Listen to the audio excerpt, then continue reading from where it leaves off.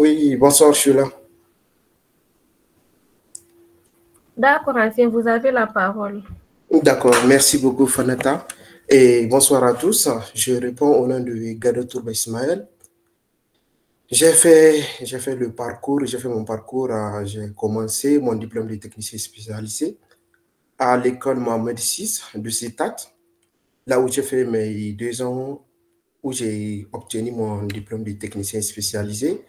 Après ça, je me suis inscrit à la faculté des sciences techniques de Béni-Mellal, là où j'ai fait ma licence. Et par la suite aussi, je me suis inscrit en master là-bas. J'ai fait ma licence et mon master à la faculté des sciences et techniques de Béni-Mellal. Donc, sans autant tarder, moi aussi, je ne vais pas trop monopoliser la parole. Donc, ainsi un peu mon parcours, je vais laisser la parole aux différents intervenants aussi. Merci beaucoup, Ancien Ismaël, pour votre intervention. Ancien Moubarak, vous avez la parole.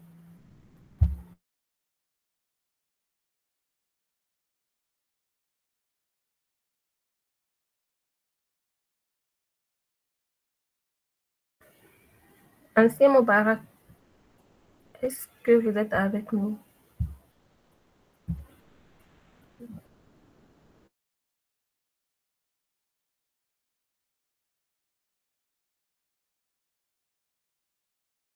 Bon, je pense qu'il n'est pas là. Et je ne sais pas, Abdelmajid, tu peux prendre la parole.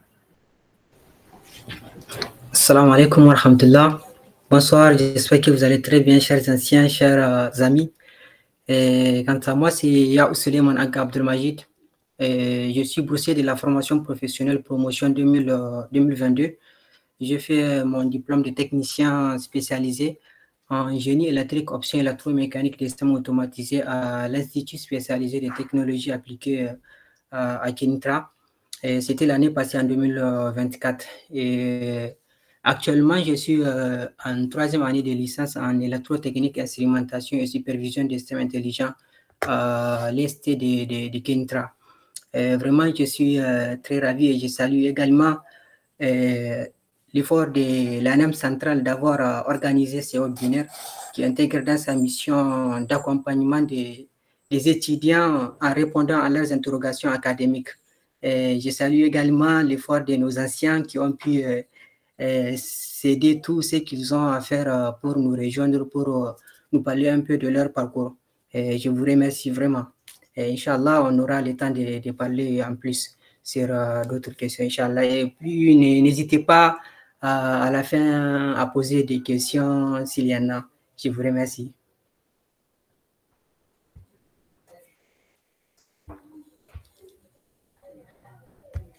Merci beaucoup, Abdelmajid, pour ton intervention. Et je ne sais pas, est-ce que Ancien Moubarak est de retour parmi nous ou pas? Attendez, je vais vérifier. Oui, bonsoir tout le monde. J'espère que vous allez bien. Et désolé, j'ai eu un petit problème avec mon PC, c'est pour cela que j'ai un peu quitté le webinaire. Donc, moi, c'est Ilyassou Mohamed Moubarak. Et je suis de la promotion de 2019 de formation professionnelle. J'ai eu mon DTS à Salé, à l'Institut spécialisé de technologie appliquée de Bokunadel, là où j'ai eu mon DTS en commerce. Et j'ai continué mes études à Oujda, là où j'ai obtenu ma licence professionnelle. Et après l'obtention de ma licence professionnelle, je me suis inscrit en master à la faculté des sciences juridiques, économiques et sociales de Salé, de l'université Mohamed V de Rabat. C'est là-bas que j'ai eu à obtenir mon master cette année. Et actuellement, j'ai commencé à travailler. On est là aujourd'hui pour vous expliquer un peu nos expériences et tout ce qu'on a passé pendant tout notre parcours et ainsi que notre carrière professionnelle qu'on vient de débuter. Et je vous remercie sans trop tarder. Je laisse la parole aux autres intervenants, vu qu'ils ont déjà parlé. Donc, je ne vais pas trop garder la parole.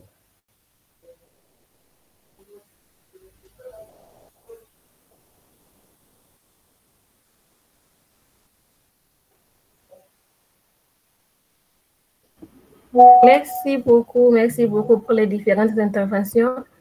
Alors, sans plus tarder, nous allons commencer ce webinaire. Beaucoup pensent qu'après le DTS ou bien le DIT, les options sont limitées, voire fermées. Alors, aujourd'hui, c'est l'occasion pour vous de poser des questions, et aussi j'aimerais vous dire que vraiment, il existe des véritables passerelles, des parcours d'excellence qui mènent bien au-delà de nos imaginations jusqu'au doctorat même. Alors, je laisserai la parole à notre cher ancien Abdelmajid, qui est actuellement en licence professionnelle, pour nous faire part un peu de ces différentes informations qu'il a à nous partager. Merci de m'avoir donné la parole. S'il vous plaît, permettez-moi de vous partager mon écran.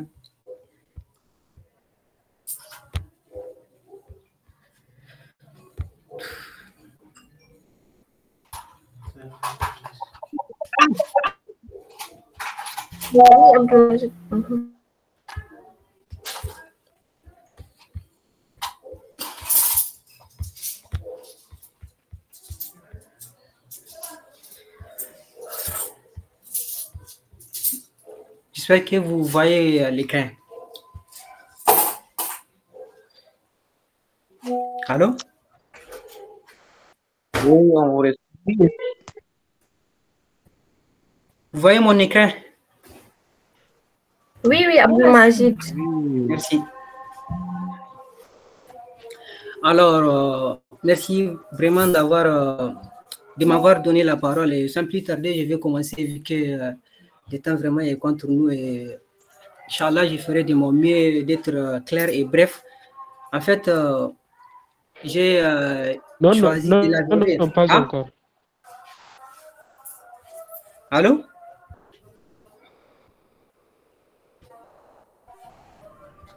Non, Je pense que le monsieur a laissé son micro ouvert. Tu peux continuer. Allô? Oui, Abdelmajid, tu peux continuer. Et s'il vous plaît, veuillez prendre vos micros, s'il vous plaît.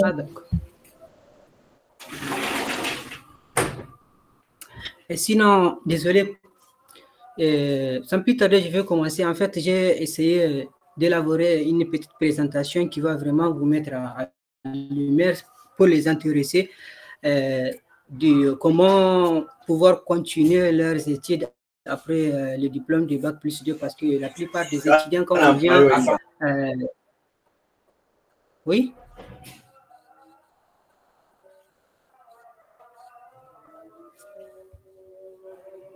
Allô?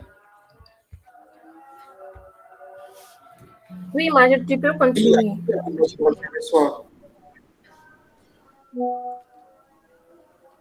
Et ancien Ismaël, votre micro, s'il vous plaît. Désolé. Sinon, je dirais tout à l'heure là que la plupart des étudiants, quand on vient, après avoir terminé les 2 ans, on ne sait pas quoi faire. Du coup, j'ai essayé d'élaborer une présentation qui va montrer aux intéressés les différents passerelles à suivre pour continuer ces études. Sans plus tarder, on va commencer par un plan qui va nous montrer en gros les généralités sur les concours de licence et quelques écoles qui proposent des licences professionnelles dont, d'après les informations que j'ai actuellement, ne demandent pas l'autorisation de la MCI. Vraiment, des fois, les problèmes, ça se trouve au niveau du fait que le diplôme de technicien spécialisé est fait juste pour directement intégrer le marché du travail. Du coup, on a beaucoup de difficultés à continuer nos études, et aussi, des fois, les écoles demandent l'autorisation de l'AMCI, même si la personne est admise, elle ne peut pas continuer ses études vis-à-vis de la coopération qui existe entre le Maroc et les autres pays africains. Ces écoles-là dont vous voyez sur mon écran, je pense bien, d'après les informations et les témoignages que j'ai vus, elles ne demandent pas l'autorisation de l'AMCI. Inch'Allah, on va parcourir école par école, voir les différents et aussi les spécialités demandées, également les modules que les intéressés doivent réviser pour bien préparer aussi pour réussir au concours. Et enfin, je termine par quelques recommandations, Inch'Allah, qui va vous permettre de bien préparer ou bien de bien réussir votre concours. En général, le concours au Maroc, que ce soit cycle licence ou bien master ou cycle d'ingénierat, ça se repose sur les éléments suivants, notamment la présélection des candidats sur le titre des dossiers et aussi les tests écrits. Les tests écrits généralement sous forme de QCM et enfin les tests oraux. Malgré qu'il y a certaines écoles vraiment qui se limitent à partir des tests écrits tout simplement. Il n'y a pas, comme par exemple l'EST de Casablanca, je pense, et ils font seulement dès que vous êtes admis au test écrit, vous n'avez pas besoin de vous préparer pour faire un test oral. Et ensuite, vu que je me suis limité juste au niveau des licences, comment postuler, comment préparer. Et donc, si vous voulez vraiment continuer vos études à licence, il faut que vous ayez les diplômes que vous voyez, les DUT, les DTS, les BTS, et ainsi de suite. Les dates des concours de licence, généralement, ici au Maroc, ça se commence, comment il s'appelle, en septembre et se termine en fin novembre. Je vais commencer par l'école supérieure de technologie appliquée, de technologie de Casablanca. Cette école, vraiment, elle a beaucoup de filières, donc je pense que ça peut vous intéresser, bien sûr. En génie informatique, il y a plusieurs options. Il y a 2 options. En génie électrique également, il y a une seule option qui est ingénierie électronique et automatique et intelligence artificielle, génie de procédés. Et en technique de management également, il y a innovation et entrepreneuriat digital. Il y a e-commerce, il y a génie industriel et logistique, ainsi de suite. Pour les modules, j'ai demandé, voilà, on va parcourir chaque département, voir les spécialités qui peuvent accéder à ces licences. Également, les modules que la personne doit réviser pour bien préparer. Et pour ce qui est de génie informatique, tous ceux qui ont un DTS ou bien DUT en informatique, génie informatique, développement informatique, ou bien développement digital, je pense bien, ils peuvent accéder à ces 2 licences que vous voyez. Et puis les modules, j'ai demandé les anciens qui ont étudié là-bas, qui ont fait leur licence à l'EST de Casa, et aussi il y a un ami actuellement qui étudie là-bas même. Ils m'ont dit que vraiment, il faut que la personne se concentre sur les modules que vous voyez, les réseaux, structures de données, Java, et ainsi de suite. Donc, c'est à vous de voir, de bien préparer avant l'arrivée des concours. Désolé, j'ai un problème technique, je ne sais pas, mais... Voilà. Et génie électrique, tous ceux qui ont leur bac plus 2 en génie électrique, électromécanique, des systèmes automatisés, automatisation et instrumentation industrielle, ils peuvent accéder. Il y a plusieurs filières, mais comme vous voyez ici, là, toutes ces filières-là, elles peuvent accéder à cette licence proposée par l'EST de Casa. Et il faut que vous révisez les modules en électrotechnique, en régulation industrielle, circuits électriques et électromagnétiques, et ainsi de suite. Et aussi, il faut réviser les langages comme C ou bien C++, parce que la filière combine l'électronique, automatique et intelligence artificielle également. Donc, il faut vous attendre vraiment à des questions sur la programmation de haut niveau. Et aussi, on a génie des procédés qui est accessible aux lauréats qui ont un bac plus 2 en hydraulique, en énergie renouvelable ou bien génie climatique. Et pour les modules, il faut réviser les modules de génie, du moins de physique, thermodynamique ou bien en automatisme, ainsi de suite, ou bien les normes des HSE, les ISO 14001, ainsi de suite. Donc, bon, je ne vais pas m'étarder, je vais juste essayer de vous parcourir la présentation. Par la suite, vous aurez la présentation chez la chargée académique, Inch'Allah, à la fin. Et la technique du management, il y a e-commerce. On a ceux qui ont les DTS en commerce, marketing, comptabilité, finance, office manager et ainsi de suite. Ils peuvent accéder. les modules que vous devez réviser, il y a droit commercial, marketing digital, comptabilité générale et les techniques et commerce industriel. Pour le département innovation et entrepreneuriat digital, il y a aussi les filières ou bien les techniciens qui peuvent accéder aux différentes filières. Il y a développement digital, génie informatique, gestion des entreprises également, ils peuvent accéder. Et pour le module, il y a management et technique commerciale, mathématiques financières, ainsi de suite. Et sans plus tarder, on va voir maintenant, on va parcourir un peu sur l'école supérieure de technologie de Kintra, voir les différentes filières qu'elle propose. Elle propose, je pense, 4 filières. Il y a génie informatique et gouvernance digitale, il y a électrotechnique, instrumentation et supervision des systèmes intelligents, celle que j'ai fait actuellement. Et il y a management et innovation technologique, il y a biotechnique et agroalimentaire et sécurité des aliments et qualité. Et pour ce qui est de génie informatique et gouvernance digitale, tous ceux qui ont un DTS qui a un lien avec l'informatique, ils peuvent accéder, je pense bien. Mais à toutes les spécialités que vous voyez ici, les modèles à réviser, c'est comme ceux dont nous venons de voir précédemment. Et pour cette filière de licence électrotechnique, instrumentation et supervision des systèmes intelligents, ils peuvent accepter plusieurs diplômes ou bien plusieurs spécialités de l'OPFT ou bien des DUT ou bien même des facs. Ils peuvent accéder à cette filière. Et pour les modules, il faut réviser les machines à courant continu, à courant alternatif et aussi les transformateurs monophasiques généralement. Et la sécurité, la régulation industrielle, l'instrumentation et un peu de langage VHDL. Et pour le management des projets innovation technologique, ceux qui sont en gestion, en économie, management des projets, des organisations, ainsi de suite, ils peuvent accéder à cette licence. Pour les modules, là aussi, j'ai demandé ceux qui étudient actuellement là-bas, ils m'ont dit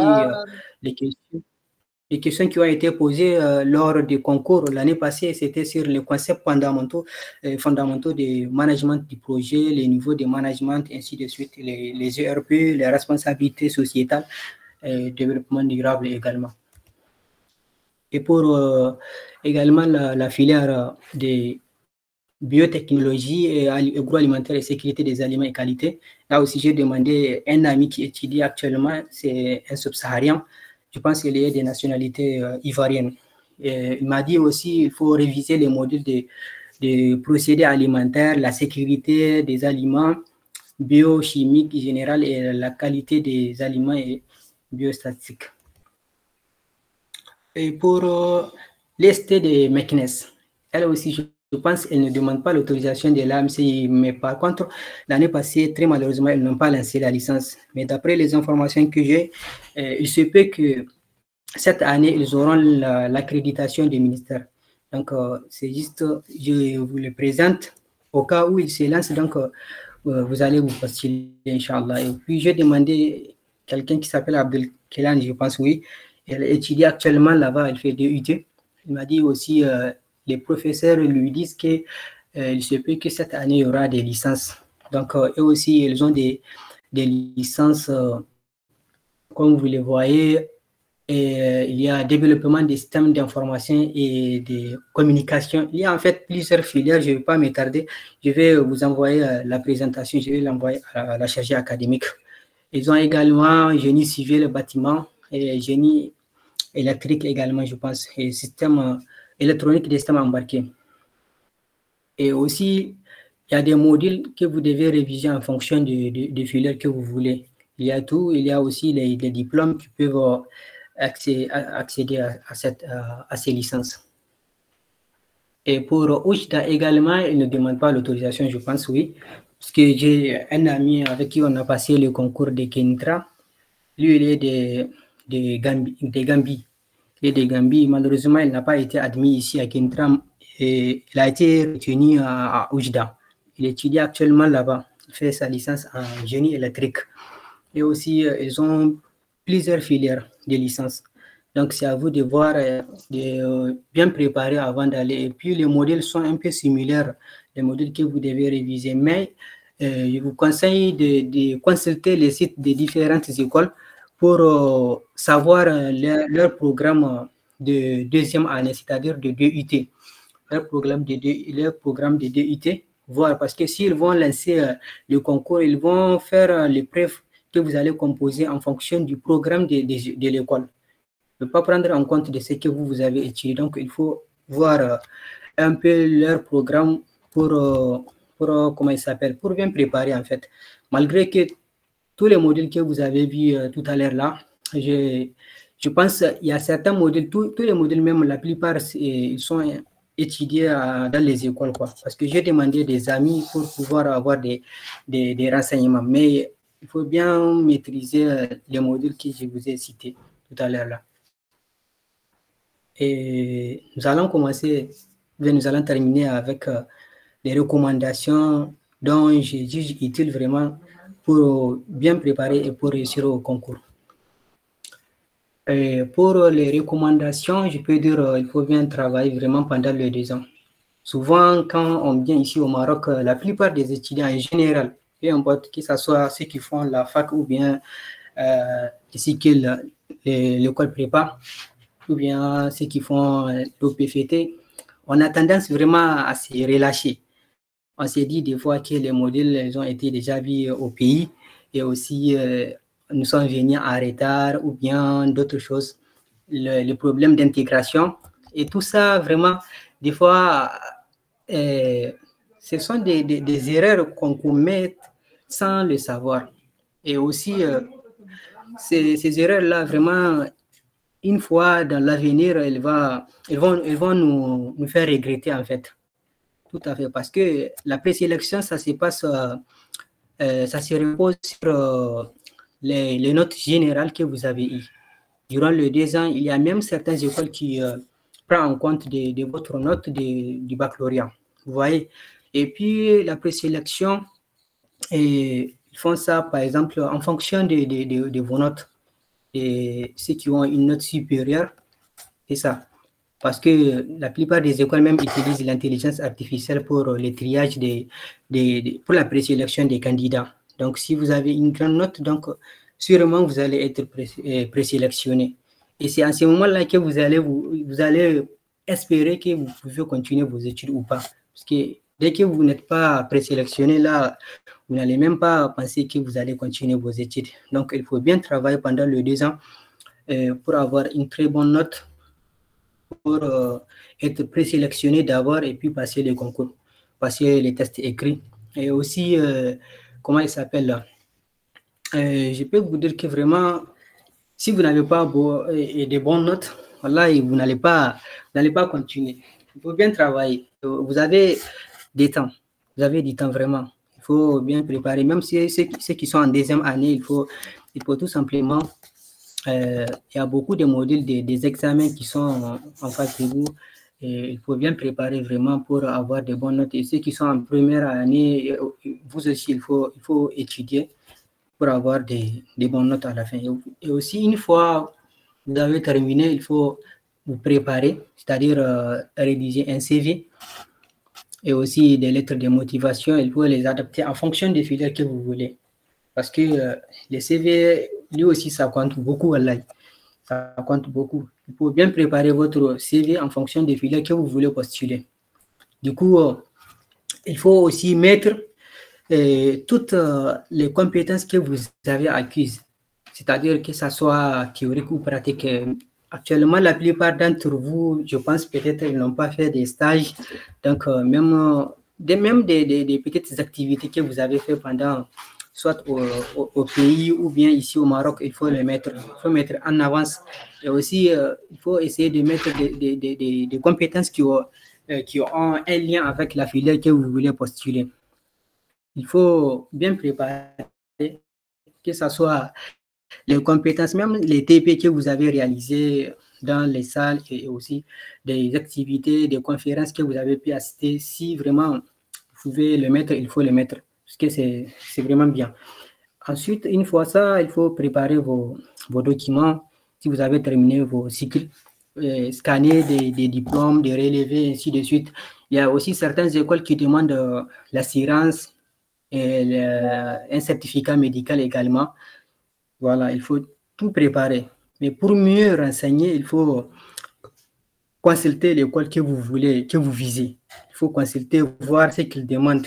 Même pour le concours de l'année passée, voir, parce que des fois, les trucs ne changent pas. Donc, il faut consulter l'école pour voir ce qu'elle demande aux candidats. Et aussi, renseignez-vous précisément sur la filière.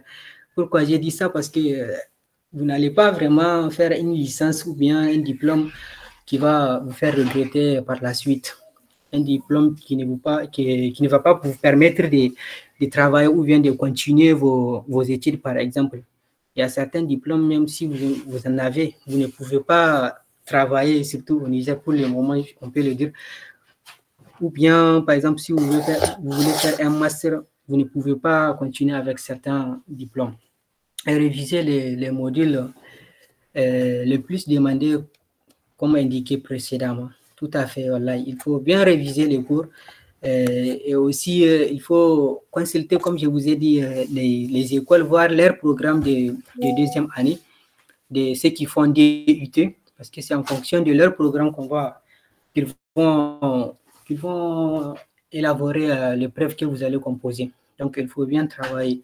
Il faut bien maîtriser les modules, parce que je me souviens quand on a passé les concours, on était presque 200 étudiants présélectionnés. D'abord, on a passé les concours et aussi lors des concours, voilà, il faut être vigilant et très rapide parce qu'ils ne vont pas vous donner beaucoup de temps. Maximum 1h30 lors des concours. Maximum 1h30. Vous pouvez vous trouver avec des épreuves qui ont 30 questions, ainsi de suite. Parce que nous, c'était 60 questions. Ils nous ont amené une épreuve qui a 60 questions et ce sont des QCM à choix multiples. Mais il faut faire très attention parce que, pourquoi je dis ça, les QCM, des fois, je ne sais pas certaines écoles, mais ici à Kenitra, ils utilisent le système canadien. C'est-à-dire, si vous répondez correctement, vous aurez la note. Si vous répondez mal, vous aurez moins la note. Si vous n'avez pas répondu, et là aussi, ils vont vous donner 0. C'est comme ça. Donc, il faut faire très attention. Si vous n'êtes pas sûr de ce que vous avez fait, donc, il ne va même pas répondre parce que ça va impacter votre réponses qui sont correctes. Donc, il faut faire très attention. Et à propos de ça, il faut bien préparer et puis être rapide parce qu'ils ne nous ont même pas laissé les 1h30. Ils ont ramassé le fait à 1h15 minutes, je pense bien. Ouais. Et aussi consulter régulièrement l'école. Donc, si vous avez passé les concours écrits, là, il faut consulter le site de l'école pour voir s'ils ont fait sortir la liste de ceux qui vont passer l'entretien oral. Pour les écoles qui font ça. Parce qu'il y a certaines écoles comme CASA, comme je vous ai dit, et aussi, dès que la personne est admise au concours écrit, donc c'est bon. Vous allez juste préparer vos dossiers et venir commencer votre cours, tout simplement. Là-bas, il n'y a pas l'entretien oral, je pense. Et pour l'entretien oral, il faut vous entraîner, connaître votre parcours du moins, et aussi, comment il s'appelle, il faut savoir aussi défendre votre CV, parce que vous n'allez pas mettre des expériences que vous ne pouvez pas défendre. Là, ça va être un problème, parce que lors de l'entretien oral, il y a des jurys qui vont vous poser des questions sur votre CV. Ils vont prendre votre CV et vous demander sur une expérience, par exemple, de faire des explications, ou bien, par exemple, ils vont prendre votre relevé et vous demander d'expliquer ces modules. Ou bien vous demander même pourquoi vous êtes ici. Des questions basiques comme ça, mais... Merci beaucoup, Abdelmajid, pour votre intervention. C'était vraiment très, très inspirant. Merci vraiment. Je pense que nous allons essayer de garder les questions et de garder les conseils pour la fin, Inch'Allah.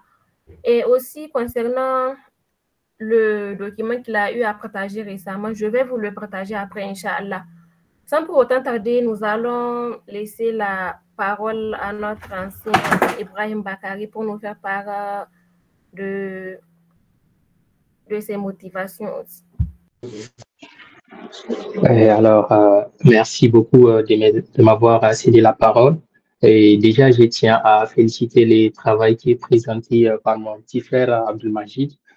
Je pense que c'est un très, très bon travail et plein de ressources et qui va beaucoup aider les étudiants.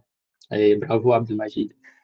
Donc, je pense que je n'ai pas à trop m'étarder sur le côté licence parce qu'il a vraiment tout résumé et vous avez l'essentiel de ce qu'il y a à voir du côté de la licence. Alors, je vais essayer de parler un petit peu sur le côté master, bien que ce n'est pas les côtés les plus difficiles. Les plus difficiles, c'est vraiment de faire le pas, les sauts juste après le DTS pour pouvoir continuer. C'est ça les plus difficiles. Maintenant, une fois que vous aurez passé cette étape qui a été expliquée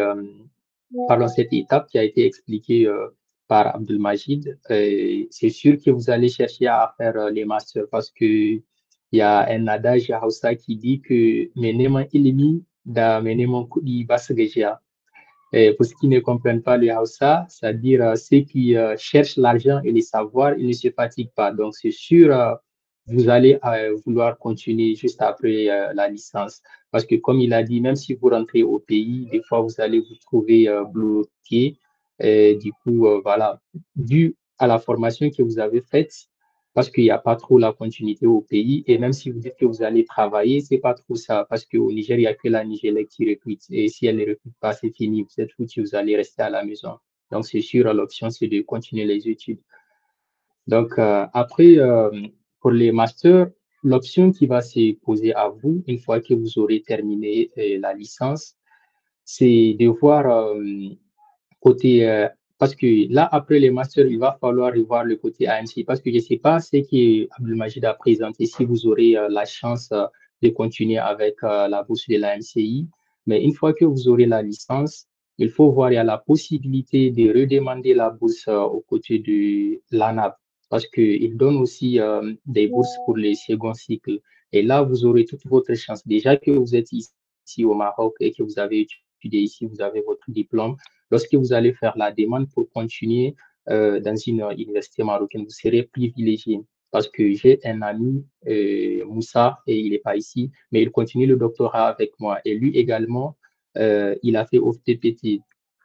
Et lui, son parcours, il est un petit peu différent du mien parce que pour moi, je vous ai dit que j'avais bénéficié d'une bourse d'excellence à travers laquelle j'ai continué directement en ingénierie. Et c'est un parcours, on va dire, qui est un petit peu atypique parce que déjà que la bourse, c'était la première fois qu'elle a été offerte et après notre promotion, ils n'ont plus redonné la bourse. Et même maintenant, j'ai fait un tour sur les sites pour voir si c'est toujours disponible, mais malheureusement, elle n'est pas disponible. Donc, je disais que du côté de l'AMCI, il y a un ami qui, lui, il est passé par là. Juste après la licence, je pense que c'était à l'EST de Casa ou quelque chose comme ça. Il a fait sa licence là-bas. Quand il a fini, il a cherché la bourse au niveau de l'ANAB, au Niger, pour continuer ses études. Et là, après avoir été accepté au Niger, c'est là qu'il a commencé maintenant la recherche de où il va continuer ici au Maroc. D'abord, il est passé à l'AMCI pour leur dire que voilà, son nom fait partie de ceux qui ont été sélectionnés au Niger. Donc, ils n'ont qu'à lui trouver une inscription. Donc, ça a été un petit peu difficile parce que c'était vraiment un combat. Ils ont refusé même, ils lui ont dit au début que c'était à lui de chercher l'université. Lui, il les a dit que bah, pour lui, il pensait que comme déjà il a eu la bourse du Niger, ça sera comme la première fois, ils vont seulement l'orienter vers une université et lui trouver une inscription. Et là, le monsieur lui a dit que non, c'est à lui de chercher l'inscription. Il est allé, il a fait des recherches, ça a été difficile. Certains endroits, il n'a même aucune réponse. D'autres, on lui dit, on va le rappeler. Finalement, il est retourné une dernière fois à la MCI et là, on lui a dit que son dossier a été envoyé, il est en traitement. Donc, à partir de là, il a su que c'est possible d'avoir, on va dire, juste à travers, comment on appelle ça, la bourse de l'ANAB, tu peux continuer ici avec la MCI. Donc, mais la base, c'est vraiment de travailler. C'est de travailler parce que, comme il vient de vous dire, si vous n'avez pas de bonnes notes, tout ça ne sera pas possible. Comment on appelle ça? Déjà, les Nigériens de base, on a choisi les meilleurs pour vous envoyer ici, ou je dirais pour nous envoyer ici. Dès qu'on vient ici, c'est pour continuer. Des fois, les 2 premières années, même, vous trouvez que ce que vous avez vu au Niger, c'est presque une répétition. Donc, il suffit juste de vous donner un petit peu à fond et vous allez être à la tête parmi les meilleurs et ça sera vraiment du gâteau. Du côté, on va dire des notes. Donc, après, la licence, les masters, c'est une option que j'ai présentée. Vous allez chercher la bourse au niveau de l'ANAB parce qu'à chaque fois, on donne la bourse du second cycle. Vous allez chercher ça, vous allez postuler. Vous êtes privilégié de base, vous qui êtes déjà ici au Maroc. Une fois que vous aurez ça, donc la première des choses, c'est déjà essayer de chercher les universités où continuer. Au cas où la MCI n'a pas voulu trouver l'université ou l'inscription pour vous, parce que même de leur côté, des fois, c'est un petit peu difficile. C'est pourquoi ils compliquent un petit peu les choses. Donc, déjà, vous essayez de chercher. Si vous êtes accepté, ça fait. Si vous n'êtes pas accepté, là, vous allez mettre la pression aux côtés de la MCI et là, ils vont vous trouver une inscription parce que déjà, c'est comme si c'est une nouvelle coopération qui va se lancer. Donc, ça, c'est une option que j'ai présentée. Donc, pour le doctorat, je ne sais pas si je dois parler de ça, mais bon. Après les masters, le doctorat, c'est un peu visible, je dirais, pardon, c'est un peu ouvert à tous. Mais là aussi, il faut avoir déjà la volonté parce que c'est pas facile de continuer un doctorat. Après, c'est seulement le travail, c'est le travail. C'est vraiment vos notes qui vont faire la différence, les activités auxquelles vous avez participé. Il faut faire la différence, c'est tout, parce que les recruteurs, lorsqu'ils vont, les enseignants-chercheurs, lorsqu'ils vont choisir des doctorants, les questions qu'ils vont vous poser des fois, ça n'a rien à voir même avec ce que vous avez étudié avant. Ils vont essayer de comprendre qu'est-ce que vous avez étudié, comment vous faites. En fait, c'est votre personnalité qu'ils vont analyser. Donc, vous voyez, il faut vraiment travailler partout les activités parascolaires. Par exemple, l'histoire de l'ANEM, comme ça aide beaucoup. Donc, j'ai un petit peu parlé de tout et de rien. Je pense que je vais céder la parole.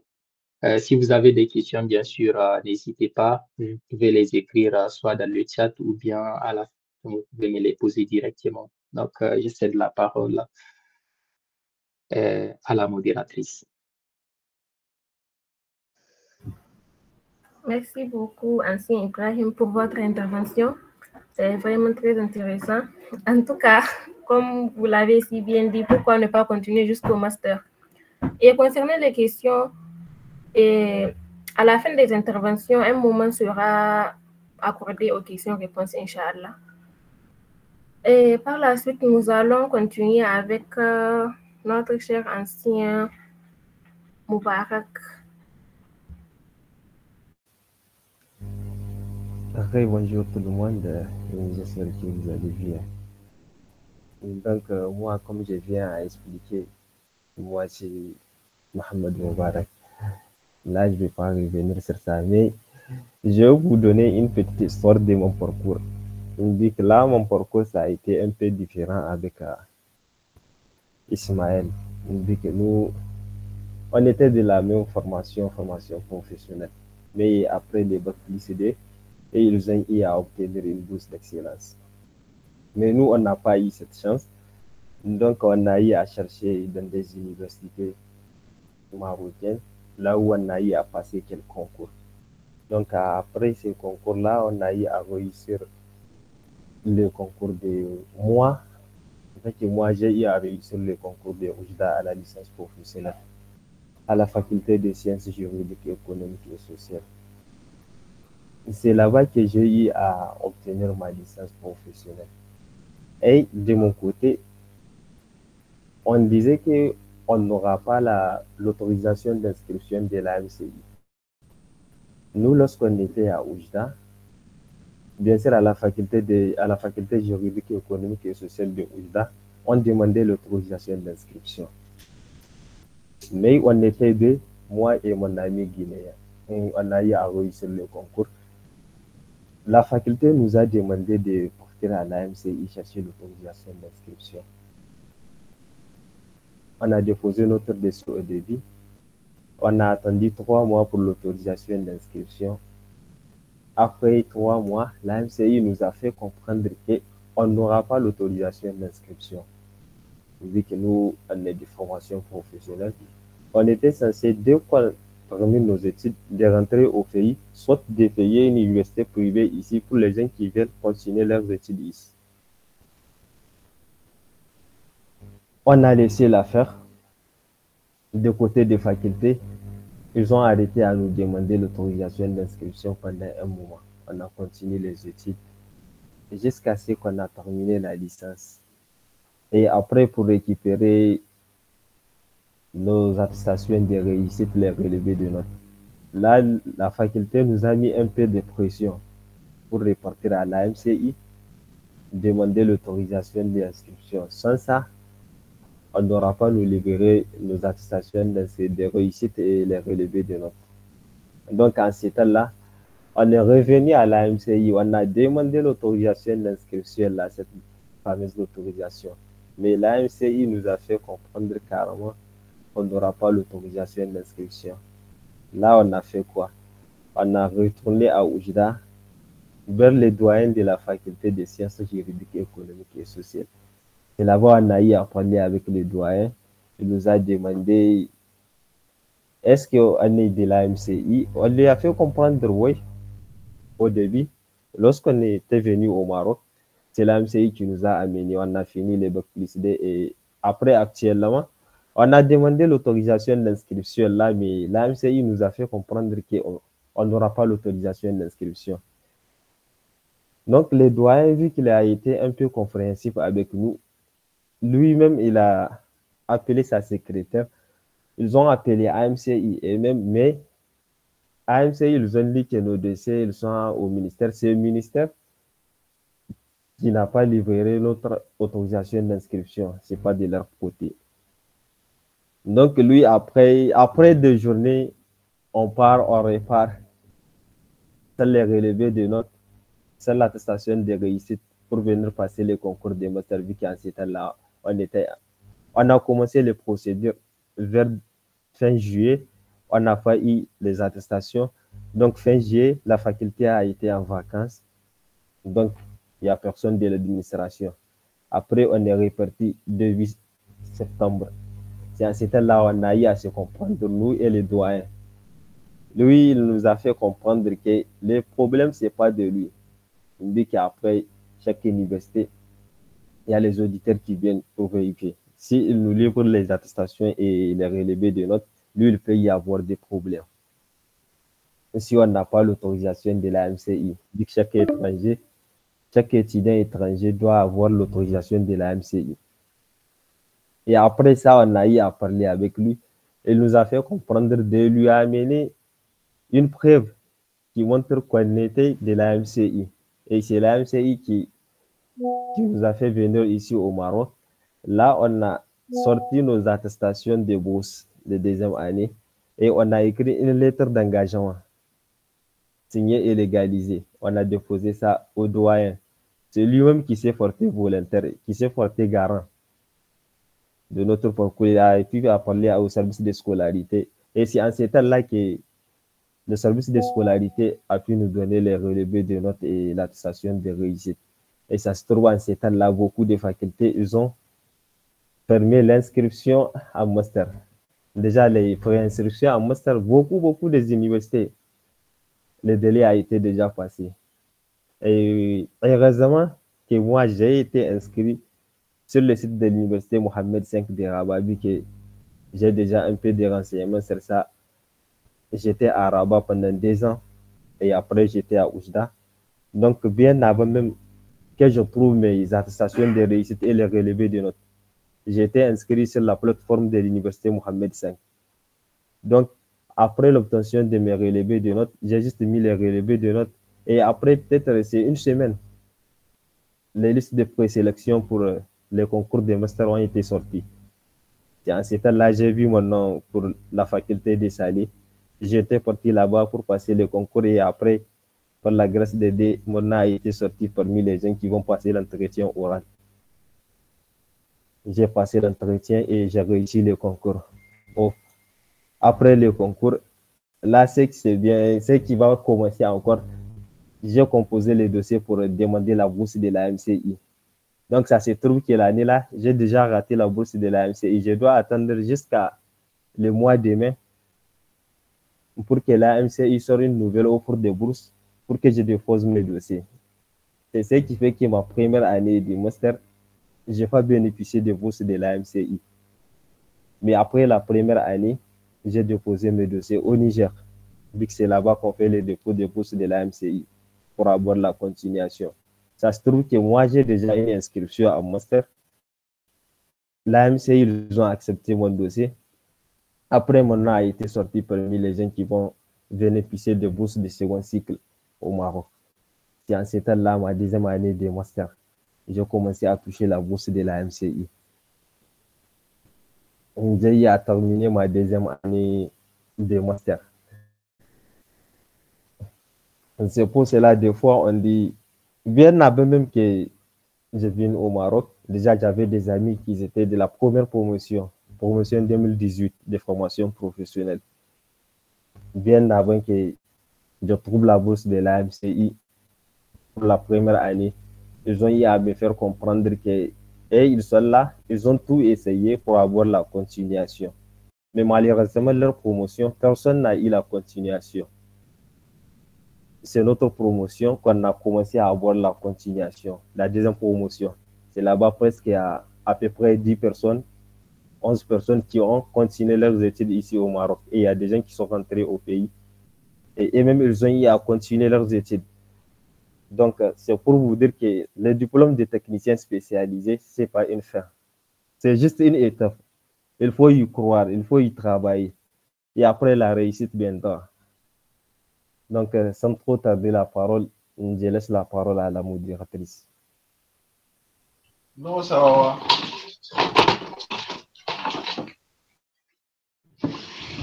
Yann, ton micro, s'il te plaît. Soleil. Soleil, ton micro, s'il te plaît.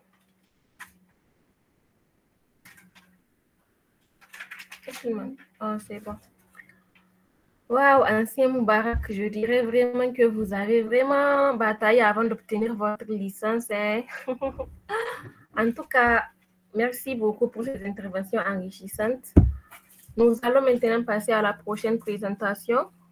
Et restons concentrés et profitons de l'expertise de notre prochain intervenant qui est M. Ismaël Gado-Trouba. J'espère que vous êtes avec nous. Oui, merci beaucoup, Fanata. D'accord, et merci beaucoup mes très anciens, mes très chers collègues qui ont déjà intervenu. Bon, là, moi, je vais me pencher un peu plus sur le côté privé parce que moi, je n'ai pas eu la chance, comme, comme les autres intervenants. Nous, je me rappelle très bien, on était du même promo avec les Ibrahim, les Moubarak. Quand on avait fini nos 2 ans, on s'est mis à se battre pour pouvoir continuer la licence. Je me rappelle très bien l'année là, on a formé des délégations, on s'est rendu à l'AMCI, on a envoyé nos parents auprès du ministère de l'enseignement professionnel au pays.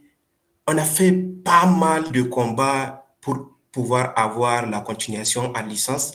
Mais je me rappelle très bien le DG de l'AMCI, quand on l'avait rencontré, il nous a dit clairement que non, il n'y a pas moyen pour nous de continuer les études parce que de base, la coopération qui a été signée avec l'AMCI, c'était une formation de 2 ans que non, le pays n'a pas juste besoin des ingénieurs ou bien des doctorants, le pays aussi a besoin des techniciens spécialisés. On s'est dit, mais comment? On choisit les meilleurs parmi ceux qui ont obtenu leur baccalauréat pour les envoyer dans des écoles pour être juste des techniciens. Et là, le DG de la MCI nous a fait comprendre clairement que là, la faute ne vient pas d'eux, parce que et tout était clair, tout était écrit sur papier noir sur blanc avec notre pays, que voilà, la formation, c'est juste pour 2 ans, c'est juste pour venir faire les 2 ans et retourner au pays pour travailler. Parce qu'une fois arrivé ici, et si je ne me trompe pas, dans toutes les OPPT partout, on nous appelle des stagiaires et non même des étudiants. On nous appelle des stagiaires. Donc, pour eux, on est là juste pour les 2 ans, pour venir apprendre, pour aller directement affronter les mondes professionnels. Donc, on s'est bien battu l'année là, je me rappelle très bien.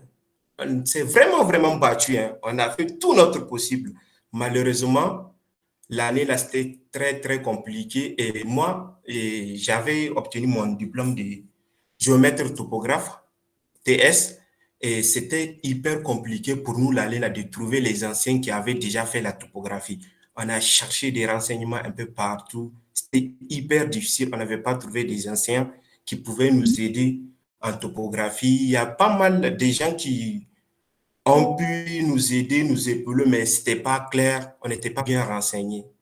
Donc, on s'est mis maintenant à chercher le concours un peu de gauche à droite, mais dans toutes les universités, partout on tape. C'était hyper difficile pour nous de trouver la topographie. Il n'y a carrément pas de topographie en ce moment-là. Il n'y a carrément pas de topographie partout. On dit génie civil, un peu de sens. Ça aussi, c'est avec un peu de chance. On dit il y a génie civil. Maintenant, tu déposes ton dossier pour génie civil. Moi, je me rappelle, on a déposé dans 2 écoles où nos dossiers ont été automatiquement rejetés juste parce que on avait, comment on appelle ça, nos diplômes techniciens spécialisés de l'OFPPT. On nous dit que non, après ça, on ne devrait pas continuer les études. Donc là, on était vraiment confronté à des difficultés l'année là. On s'est assise, on a fait de notre mieux, on a réfléchi, on a commencé à postuler. Je pense qu'il y a seulement une faculté à Tanger où il y avait la topographie. Là-bas aussi, on a déposé pour le concours et tout. Ils ont accepté, mais au final, ils nous ont dit que non, même si tu es admis au concours, et comment on appelle ça, tu vas payer. Ça va être un truc privé aussi. Tu vas faire le concours et tout, mais au final, tu vas payer. Donc là, c'est après ça, bon, on a finalement décidé, d'abandonner parce que je me rappelle aussi que le DG de l'AMC, il avait dit que s'il y a une possibilité pour nous de connaître en quoi que ce soit, c'était de nous former en tant que des enseignants pour retourner enseigner au pays, dans les lycées professionnels. Et là, pour nous, à ce moment-là, ce n'était pas l'option, ce n'était vraiment pas ce qu'on voulait. Nous, on n'a pas vraiment eu la chance de continuer, et comment on appelle ça, dans le public. Donc, on s'est mis maintenant à chercher le côté privé. On s'est mis vraiment à chercher le côté privé de l'école. Il y a 2 trucs, et il y a un truc à ne vraiment pas négliger sur le côté privé.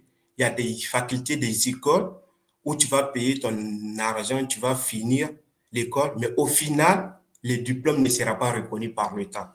Ça, c'est un point sur lequel les élèves qui n'auront pas la chance, comme moi, bien sûr, de continuer dans le secteur public. Bon, bien sûr que je souhaite assez que tout le monde puisse avoir la chance de continuer en public parce qu'en privé, quand même, c'est très difficile. Il y a le côté financier qui est là. Parce qu'on a des amis qui ont fait les écoles privées. Au final, après l'obtention de leur diplôme, on leur fait comprendre que non, l'école n'est pas accréditée, que leur diplôme n'est pas reconnu par l'État. Leur diplôme n'est pas reconnu par l'État. Donc,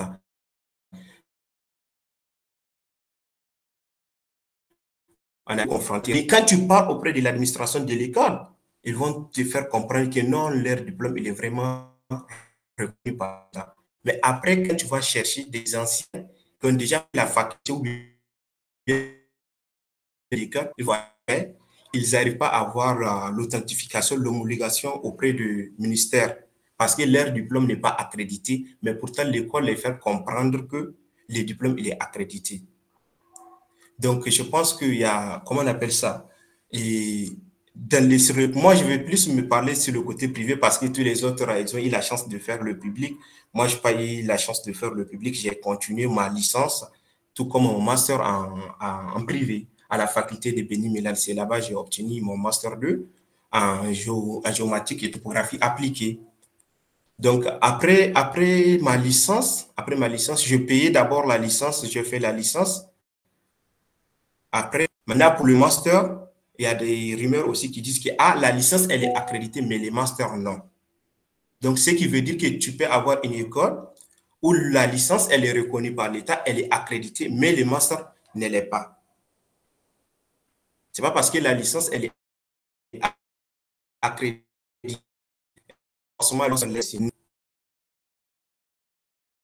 Il faut vous qui sont tombés dans des pièges pareils avec le diplôme, mais là, le diplôme ne sert pratiquement, bon, pas pratiquement à rien, parce que tu peux travailler de le côté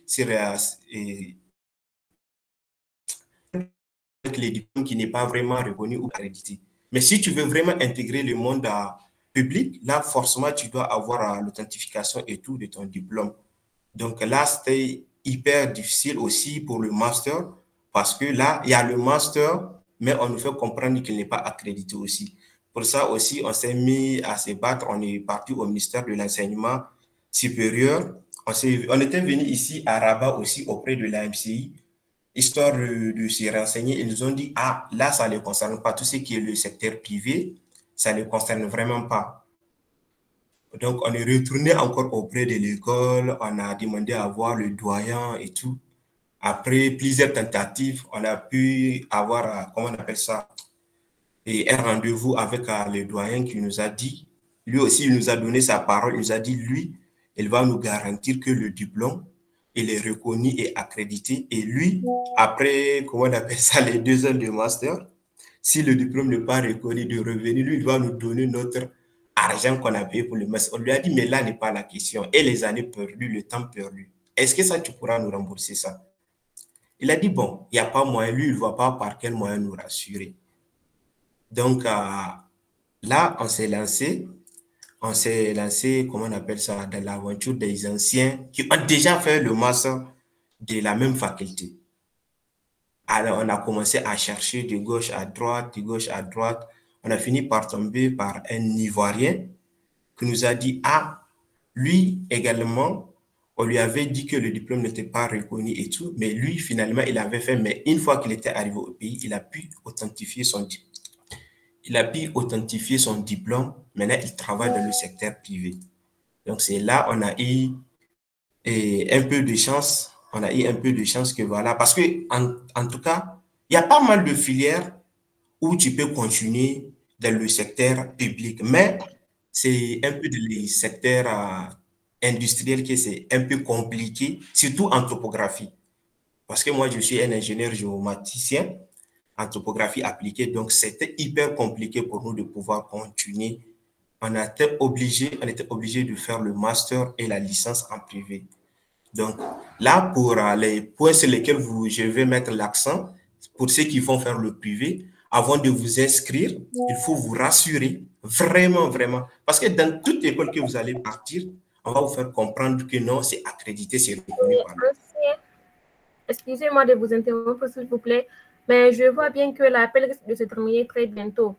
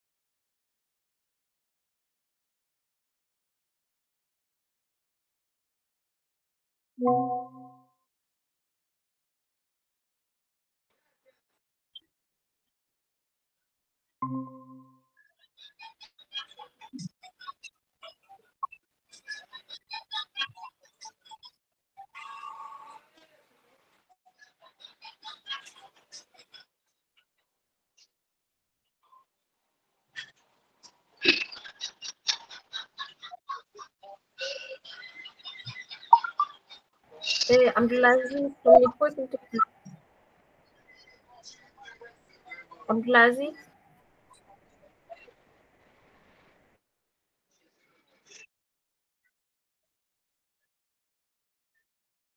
Oui,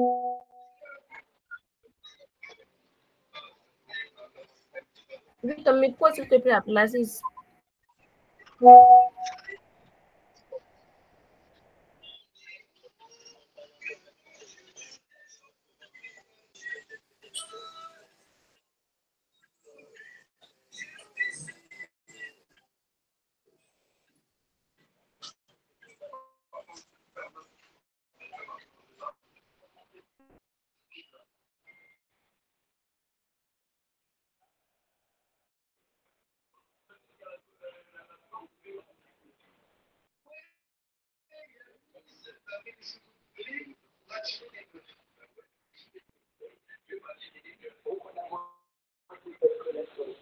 L'école, c'est de bien interpréter les lois.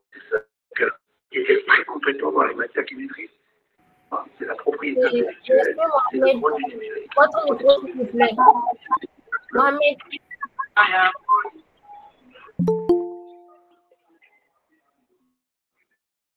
Catholique.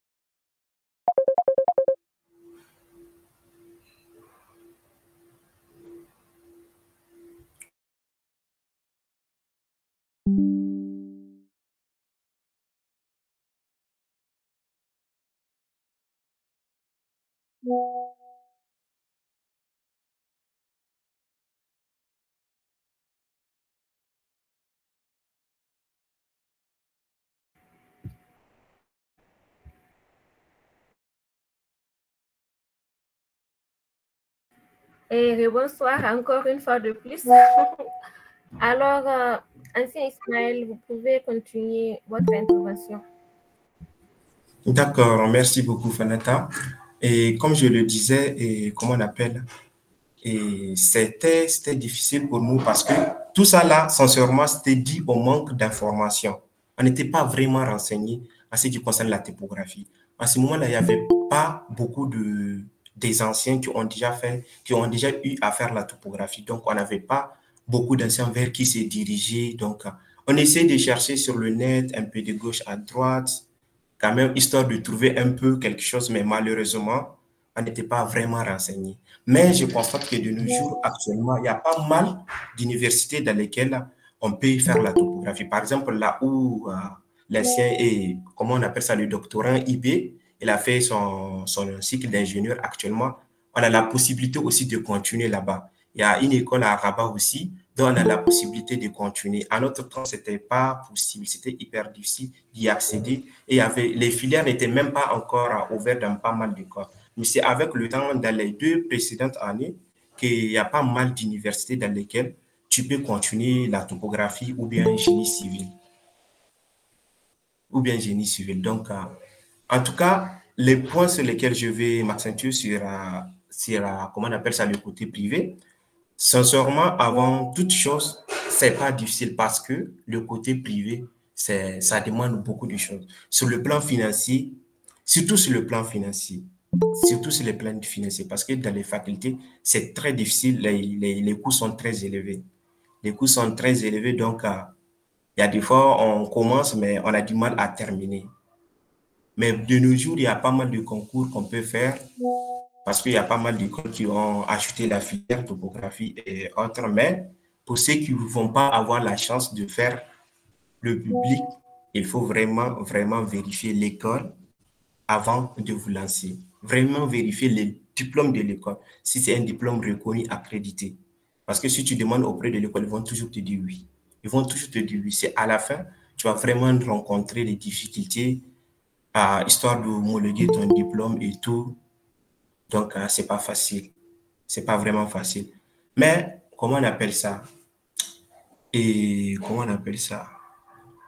Actuellement, c'est comme dans la présentation de Abdelmajid, il y a, il y a une plateforme sur laquelle tu peux trouver toutes les facultés qui ont les filières où tu peux accéder. Ils vont te dire s'il y a la possibilité d'accéder au concours comment on appelle ça, dans le public. Mais je constate aussi qu'il y a pas mal d'écoles maintenant en topographie où on peut faire le concours, mais ça sera difficile, surtout la topographie. C'est vraiment difficile. C'est pas que c'est impossible, mais c'est difficile. C'est difficile, c'est vraiment difficile. Il faut vraiment, comment on appelle ça? Et il faut vraiment s'activer sur le concours parce que la topographie, tout comme on le sait, elle est très rare. Donc, pour accéder au concours, il faut vraiment être armé des bagages. Il faut vraiment chercher les anciennes épreuves déjà composées pour les corriger. Parce que c'est comme Abdelmajid l'a souligné, il y a des épreuves qui reviennent aussi pendant le concours. À plusieurs reprises, tu vas voir, c'est juste une petite modification pour les épreuves, histoire de, voilà, juste de un peu changer les choses. Mais bon, je pense que maintenant, la formation publique, elle est accessible presque dans toutes les filières. Mais en notre temps, voilà, c'était le manque d'information. C'était le manque d'information qui nous a conduit à tout ça. Ce n'est pas qu'on le regrette, mais quand même, si on avait eu la chance d'avoir des anciens à qui demander des conseils, des anciens qui ont fait le domaine, qui peuvent nous renseigner, on aurait pu éviter aussi le côté, comment on appelle ça, le côté privé. Parce que après 2 ans, une année, après même qu'on a eu la licence, on a commencé le côté privé. Il y a des fois, tu vois, des concours, des écoles dans lesquelles tu peux aussi faire, mais c'est juste que tu vas devoir un peu changer, comment on appelle ça, la filière. Soit tu pars à un truc de bâtiment, génie civil, après tu vas te spécialiser. Mais si tu te focalises sur seulement, tu dis, tu as fait la topographie, moi je vais être un topographe tout simplement, ça va être difficile. Des fois, il faut savoir faire en fonction des moyens de bord. Toi, tu es un topographe, mais un topographe peut être un géomaticien, mais toi, tu dis non, tu veux juste être un topographe. Par exemple, actuellement, je suis un ingénieur, topographe, géomaticien. Je n'ai pas pu faire la topographie simple parce que ce n'était pas possible pour moi. Je voulais faire la topographie de base, mais avec le temps, j'ai compris que ce n'était pas possible pour moi. Donc, j'étais obligé de me pencher un peu. C'est toujours dans le même cadre, mais quand même pas exactement ce que tu voulais faire. Donc, c'est ce, je vais m'arrêter ici. Je ne vais pas trop monopoliser la parole. Donc, si vous avez des questions, n'hésitez surtout pas à poser les questions. On est là surtout pour ça, histoire de pouvoir donner des éléments de réponse à tout un chacun qui a des inquiétudes pour la continuation de ses études. Merci beaucoup, Fana.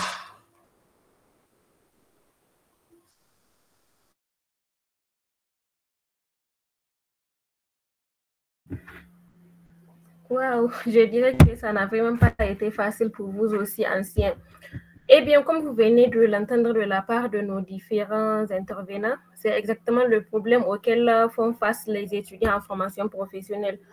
En tout cas, je tiens à remercier une fois de plus nos différents intervenants. Merci vraiment pour vos interventions très, très enrichissantes. Sans trop tarder, nous allons passer maintenant aux questions-réponses. Si vous avez des questions, veuillez s'il vous plaît lever la main pour éviter le désordre et aussi pour que chacun puisse avoir une réponse adéquate à sa question. Inch'Allah, merci.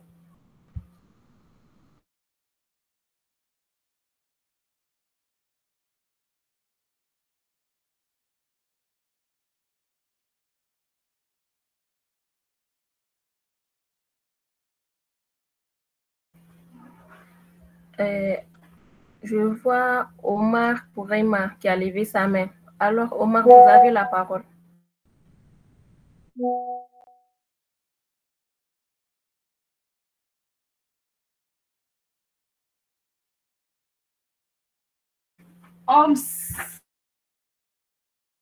Oui, effectivement, bonsoir à tout le monde.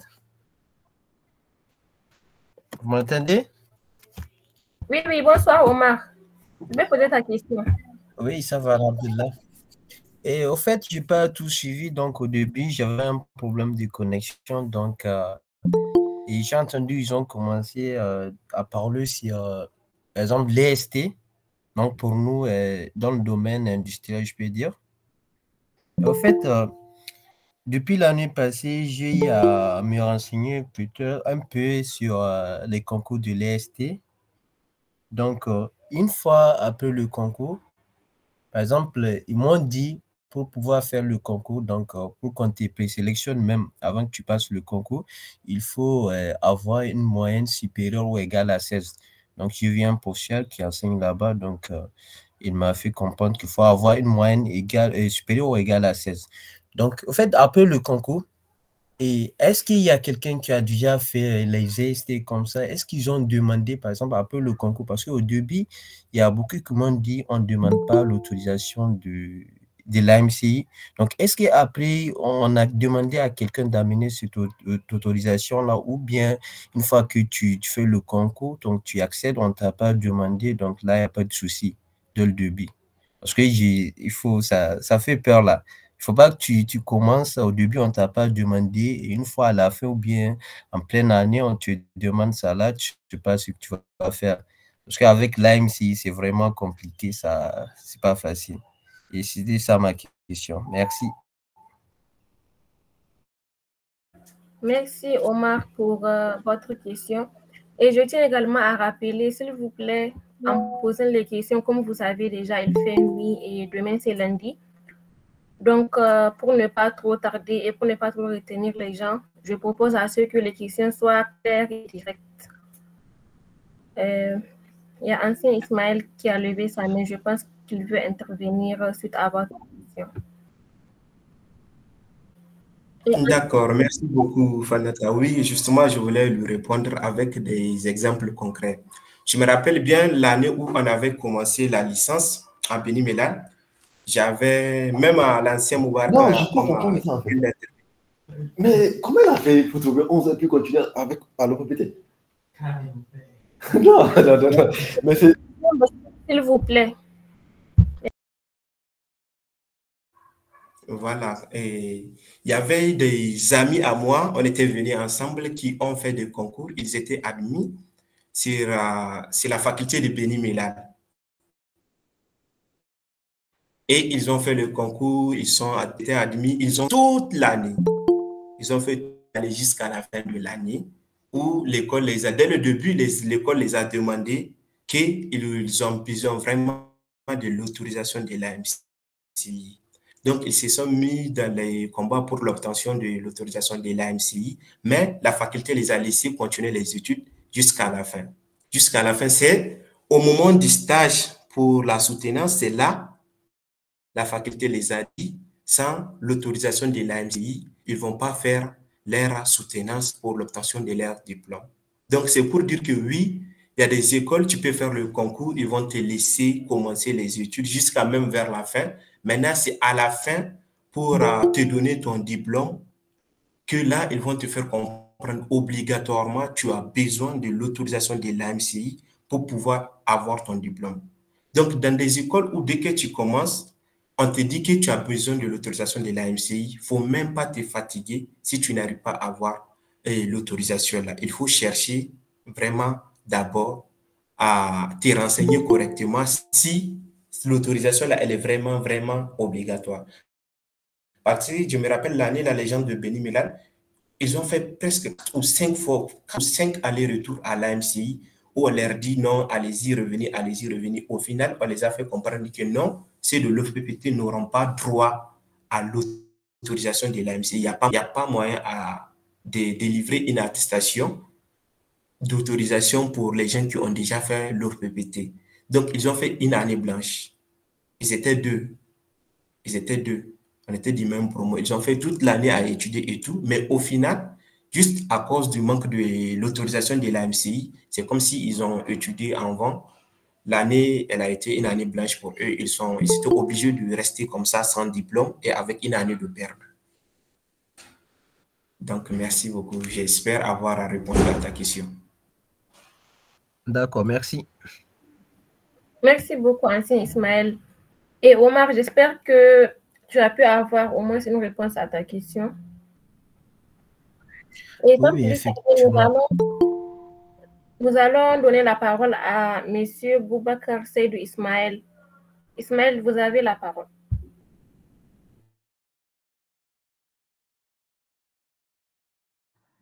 Assalamu alaikum, bonsoir à tous. Wa alaykoum salam, ça va, alhamdulillah. Moi, ma question repose sur les boursiers d'excellence, ceux qui ont la bourse d'excellence. Par exemple, quelqu'un qui a la bourse d'excellence et il fait la gestion, comme ceux qui font la gestion, la durée de leur formation est de 2 ans, 6 mois. Donc, si la personne, l'étudiant, il est intéressé par les concours après sa formation. Donc, il est obligé de perdre une année. J'aimerais savoir si la perte de cette année, ça va impacter la bourse ou bien. Et aussi, j'aimerais savoir si vous connaissez des anciens qui ont fait la gestion et après, ils ont pu continuer à travers les concours sans pour autant avoir des difficultés au niveau de l'autorisation et tout. Voilà, voici mes 2 questions. Merci beaucoup.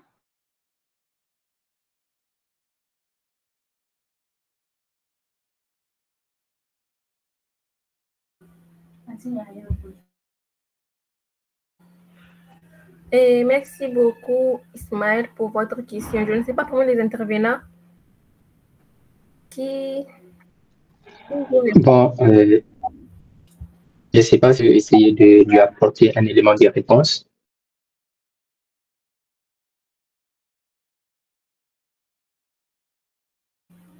D'accord, ancien, vous avez la parole. Bon, concernant ta question de boursier d'excellence, je ne pense pas que ça va te causer des problèmes au niveau de ta bourse d'excellence pour pouvoir continuer. Parce que la bourse d'excellence, pour pouvoir la renouveler après tes études, c'est seulement la fin, par exemple, d'un cycle académique, bien sûr, qui, par exemple, si tu finis tes 2 premières années, quand tu vas présenter un diplôme, dès que tu as les 14 de moyenne, tu pourras automatiquement renouveler. Genre, les quelques 6 mois-là, ça sera compté comme l'année, et c'est comme si c'est une année en cours. On va prendre toute l'année. Donc, c'est l'année académique qui compte. C'est pas genre, je sais pas, l'année civile. Donc, c'est l'année académique qui compte. Si tu as commencé, ou bien tu as continué tes études après les 2 ans, les 6 mois, ça va partir, ça fera partie d'une année académique. Donc, c'est l'année académique qui sera prise en compte. Donc, à la fin, si tu trouves une continuité, tu pourras continuer tes études avec la bourse d'excellence. Maintenant, pour l'autre question, je n'ai pas vraiment d'éléments de réponse parce que je ne connais pas quelqu'un qui a fait la gestion étant boursier d'excellence ou quelque chose comme ça. Donc, je ne sais pas si parmi les intervenants, quelqu'un a un élément de réponse pour cette question. Merci.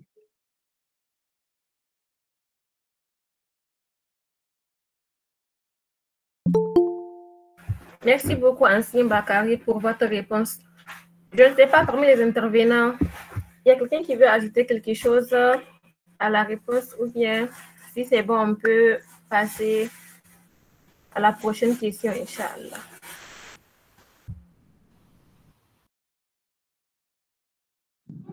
Merci beaucoup, l'ancien là qui vient de souligner. Je vais répondre à ma question. Merci beaucoup.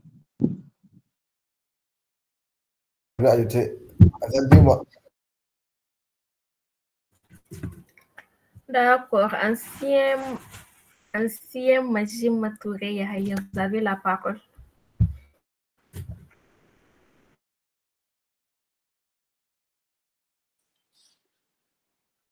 Bonsoir tout le monde, j'espère que vous allez bien. En tout cas, je tiens à féliciter l'ensemble des intervenants ensemble dans leur intervention qu'ils ont fait un parcours vraiment excellent. Ils se sont battus pour arriver là où ils sont actuellement. Et je tiens également à encourager l'ensemble des étudiants professionnels qui sont dans le cycle à suivre leur pas afin de surmonter et de dépasser les obstacles parce que ce n'est pas évident. Justement, ici au Maroc, les formations professionnelles sont dispensés pour des buts bien précis, celle de répondre à un objectif voilà, de l'État pour un marché du travail. C'est juste pour former des main-d'œuvre qui seront opérationnelles pour les entreprises, le marché du travail. Et nous, malheureusement, notre pays sélectionne des étudiants excellents qui ont des mentions pour orienter dans ce genre de formation. Alors que vraiment, ce n'est pas pour un étudiant ambitieux qui veut aller loin, voilà, ces genres de formations ne sont pas faites pour eux. Du coup, après les 2 ans, on se retrouve dans des situations où l'étudiant voudrait vraiment continuer et il a tous ces obstacles devant lui. Donc, c'est ça le problème. Donc, je ne sais pas comment nous allons, en tout cas, surpasser ça, mais je pense avec ces genres de webinaires où on partage les expériences, voilà, on peut quand même trouver des solutions. C'est l'exemple typique de Bakary qui est aujourd'hui en doctorat. Voilà, donc ce n'est pas une impossibilité, c'est bien possible, mais quand même, je pense que si le choix, si l'orientation a été faite pour Bakary depuis sa première année dans une école d'ingénieur ou bien une formation LMD, il n'aurait pas dû passer par toute cette souffrance-là avant d'en arriver où il est. Voilà, donc, en tout cas, je tiens à encourager l'ensemble des étudiants qui sont inscrits dans les formations professionnelles aujourd'hui. Et les anciens sont là pour les encourager. Et en tout cas, le choix des intervenants était minutieusement excellent. C'est bien, il y a tous les profils. Et j'aurais aimé qu'il y ait quelqu'un aussi qui est au Niger, parce qu'après les 2 ans, il y en a qui sont retournés au pays continuer la formation universitaire. Ils ont fait leur licence professionnelle et il y en a qui travaillent, peut-être il y en a qui continuent en master. Donc, si on a eu un profil, voilà, de ce genre parmi les intervenants, il va partager son expérience également pour montrer que justement, si malheureusement, après les 2 ans, la personne est passée de gauche à droite dans tout le royaume et qu'il n'a pas trouvé une suite, mais il y a une option, celle de retourner au pays parce que ce n'est pas fini. Si on veut continuer, même au pays, on peut continuer. Il n'y a pas qu'au pays, il y a dans les autres pays également. Voilà, la personne peut justement continuer ses études. Voilà, donc je pense que pour les prochaines éditions, Inch'Allah, on va penser à ce genre de choses pour pouvoir vraiment aider nos étudiants qui sont là. Et nous sommes là pour vous, les anciens sont là pour vous et ça va aller. En tout cas, du courage, que Dieu facilite. Merci.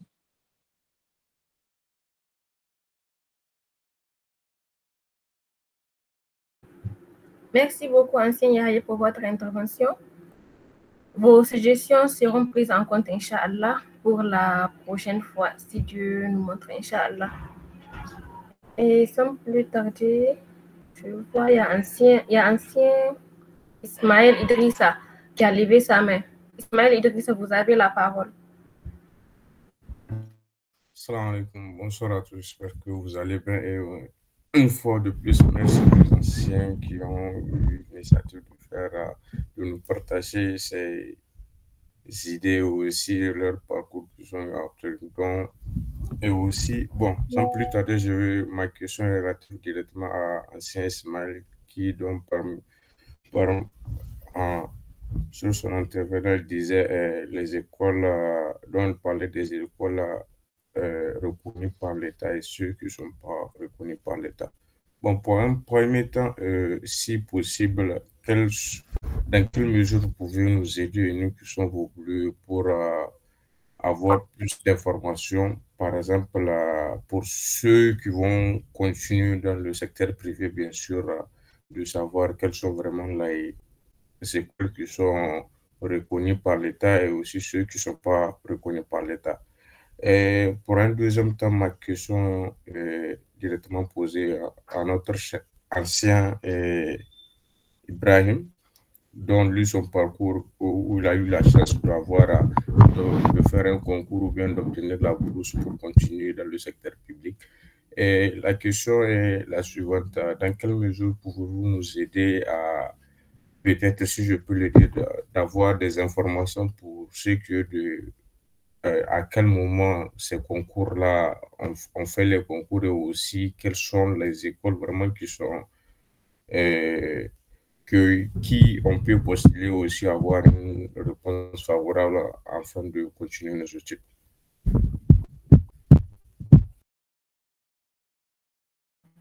Question très pertinente de la part de Ismaël. Ancien Ibrahim Bakari, vous avez la parole pour lui apporter une réponse à sa question.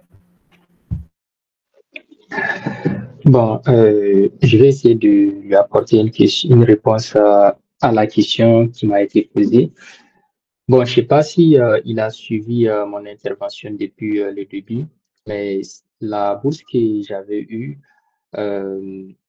c'était la première fois qu'ils avaient donné ce type de bourse et jusqu'à présent, ils n'ont pas encore donné ce type de bourse. Même tout à l'heure, je disais que j'ai fait un tour sur les sites, mais je vois que les sites n'est plus d'actualité. Donc, la bourse, on va dire, c'est ce type de bourse. Vous pouvez rester, bien sûr, comment on appelle ça, aux aguets. Au cas où la bourse va sortir, Inch'Allah, on ne va pas manquer, on va envoyer ça, vu qu'il y a des canaux d'information, il y a à travers même l'ANEM centrale. Donc, on va passer l'information. Mais il ne faut pas vous baser sur cette bourse parce qu'il y a beaucoup de camarades qui, juste après notre première année, nous demandaient c'est comment au sujet de cette bourse, etc., etc. On les a expliqué que c'était la première fois que ça a été donné et après, ça n'a pas encore été donné. Donc, c'est pourquoi j'avais dit que mon cas est vraiment un petit peu atypique. Donc, c'est un peu ça. Sinon, ce n'était pas vraiment un concours. C'était même sur l'étude de dossier. Et comme j'avais dit, c'est vraiment la note qui fait la différence. Si vous avez eu de très bonnes notes, il ne faut même pas vous inquiéter. S'il y a ce genre de choses, vous allez être sélectionné. Mais il faut avoir de très bonnes notes. Je ne sais pas si j'ai répondu à la question.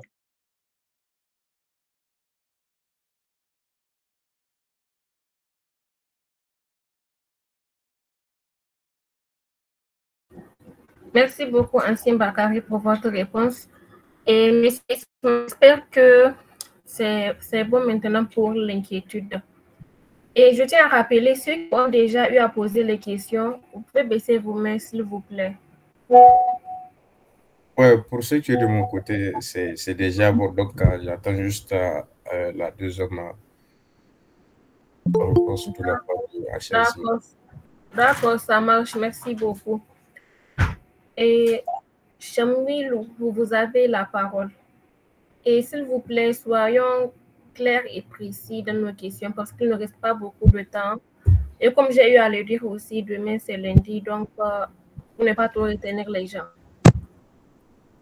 Excusez-moi, Madame Fanata, je pense avoir posé 2 questions.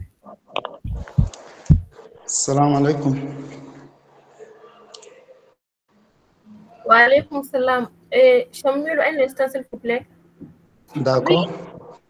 Oui, Ismaël. Et quelle est votre deuxième question? Je peux nous répondre, je retenir la question.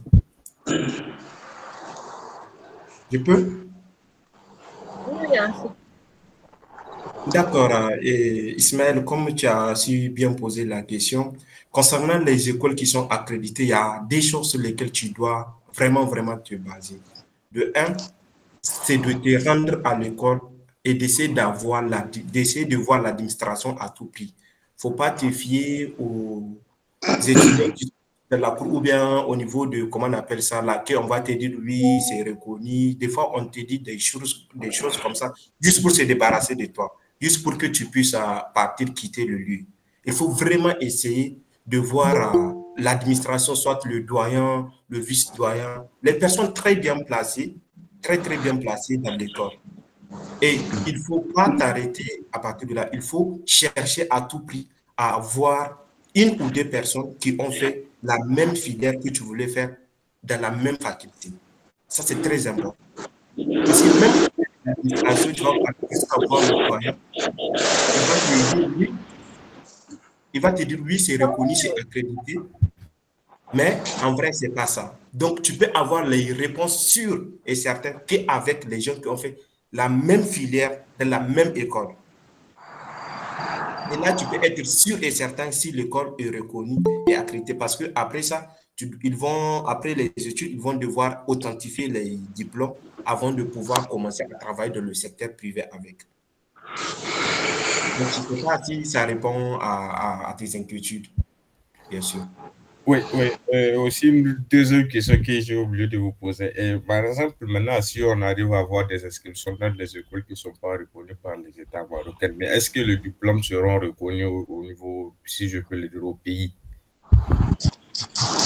Bon, même au pays, tu ne peux travailler avec le diplôme que dans le secteur privé. Parce que quel que soit ton diplôme, même si c'est reconnu ici, si tu rentres au pays, si le diplôme n'est pas authentifié, tu auras des difficultés à accéder le public au pays aussi également. C'est un peu partout. Si le diplôme n'est pas reconnu, tu ne peux que travailler que dans le secteur privé, même au pays. Parce que l'authentification, c'est ce que l'homologation et c'est ce qui va te permettre de dire que oui, ton diplôme, c'est un diplôme vraiment reconnu et qu'il est international. Même au pays, tu as vraiment besoin de ça pour pouvoir accéder au monde public, bien sûr. Dans le privé, tu peux travailler sans souci.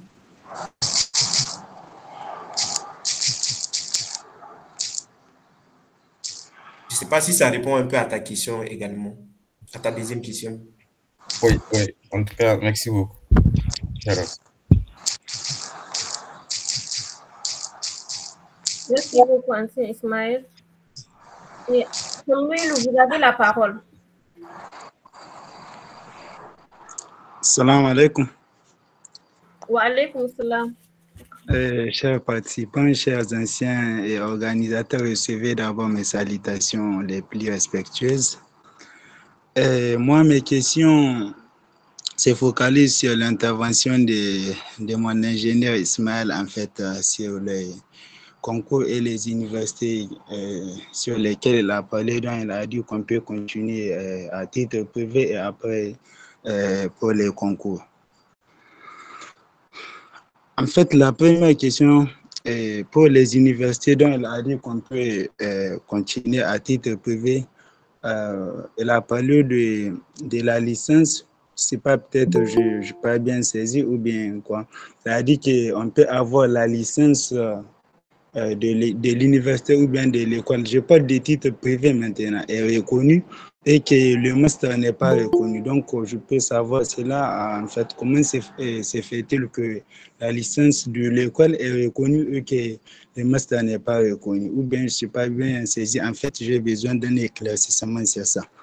En outre, on veut aussi un petit renseignement ou bien sur les frais de scolarité sur ces écoles ou bien ces universités privées dans lesquelles on peut continuer afin de voir la situation si la personne s'est préparée en fait pour continuer dans ces universités quoi, afin de trouver un diplôme supérieur comme la licence ou bien les masters. Et la deuxième question, c'est sur les concours. Donc, je veux que si possible, l'ancien Ismaël me guide sur des écoles dans lesquelles on peut pouvoir faire des concours ou bien, si possible, les dépôts du dossier après la sélection et l'étude du dossier, donc là où on peut sélectionner la personne. Donc, merci beaucoup. J'espère que les questions sont claires, n'est-ce pas?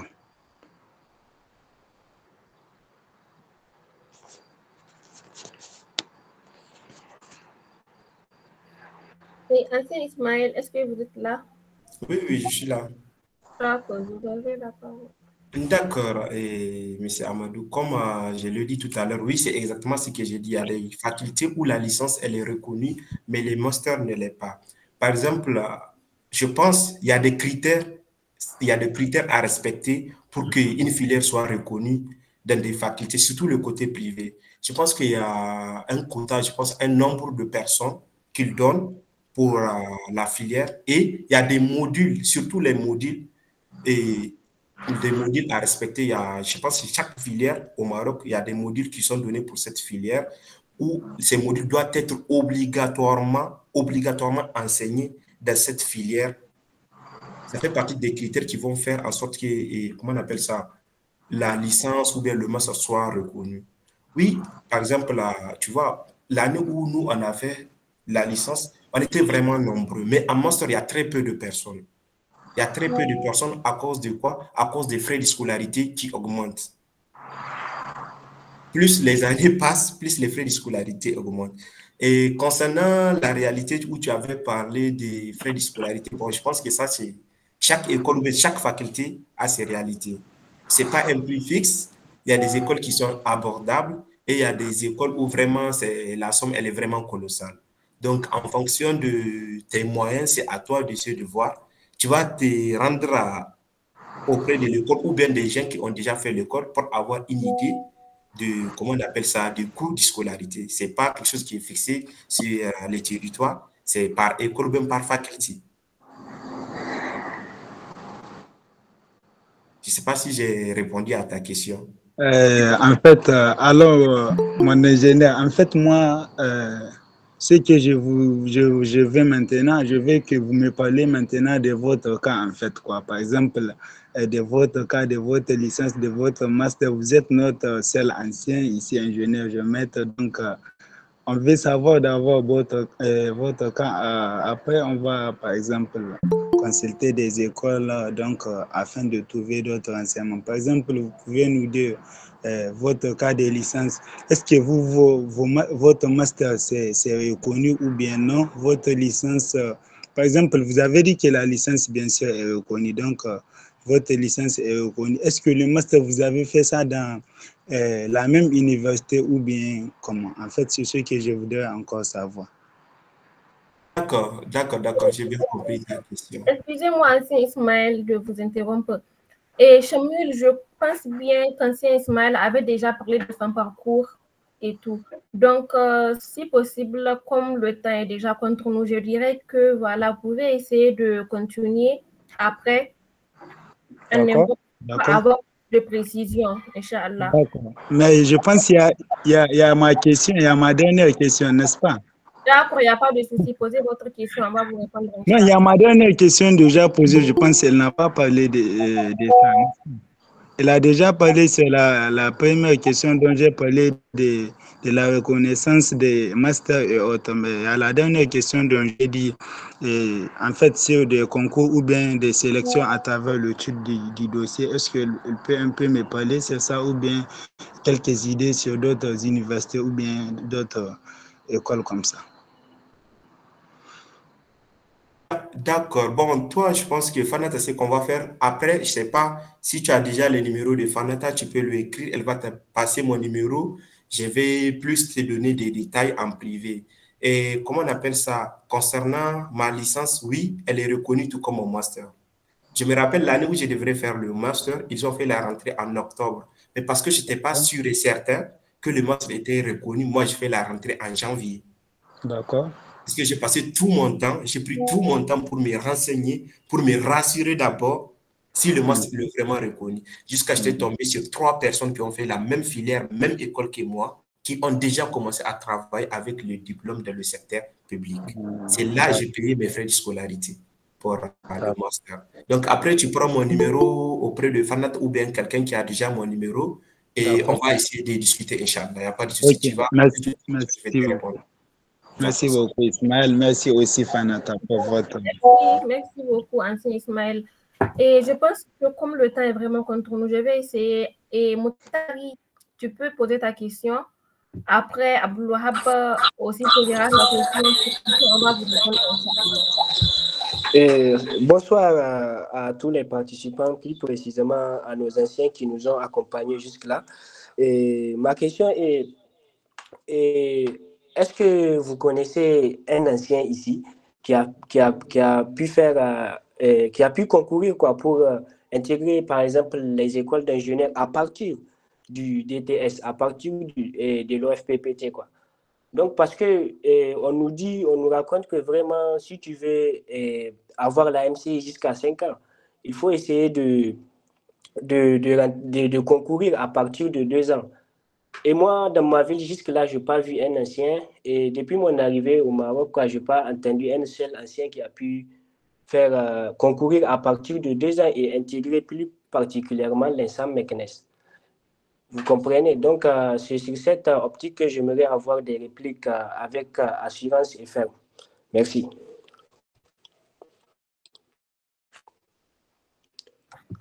Merci, Moutar, pour votre question. Abdoulouahab, vous pouvez également poser votre question. Assalamu alaikum. Bonsoir à tous. Je remercie tout d'abord les anciens qui ont convoqué cette conférence pour l'éclaircissement de tout. Et ma question est que pour nous, les étudiants professionnels en gestion des entreprises, les 6 ans que nous allons perdre, c'est obligé de les perdre ou bien il y a d'autres options? C'est ça ma première question. Ma deuxième question, quels sont les établissements publics qui sont plus bénéfiques pour nous de continuer pour obtenir notre licence?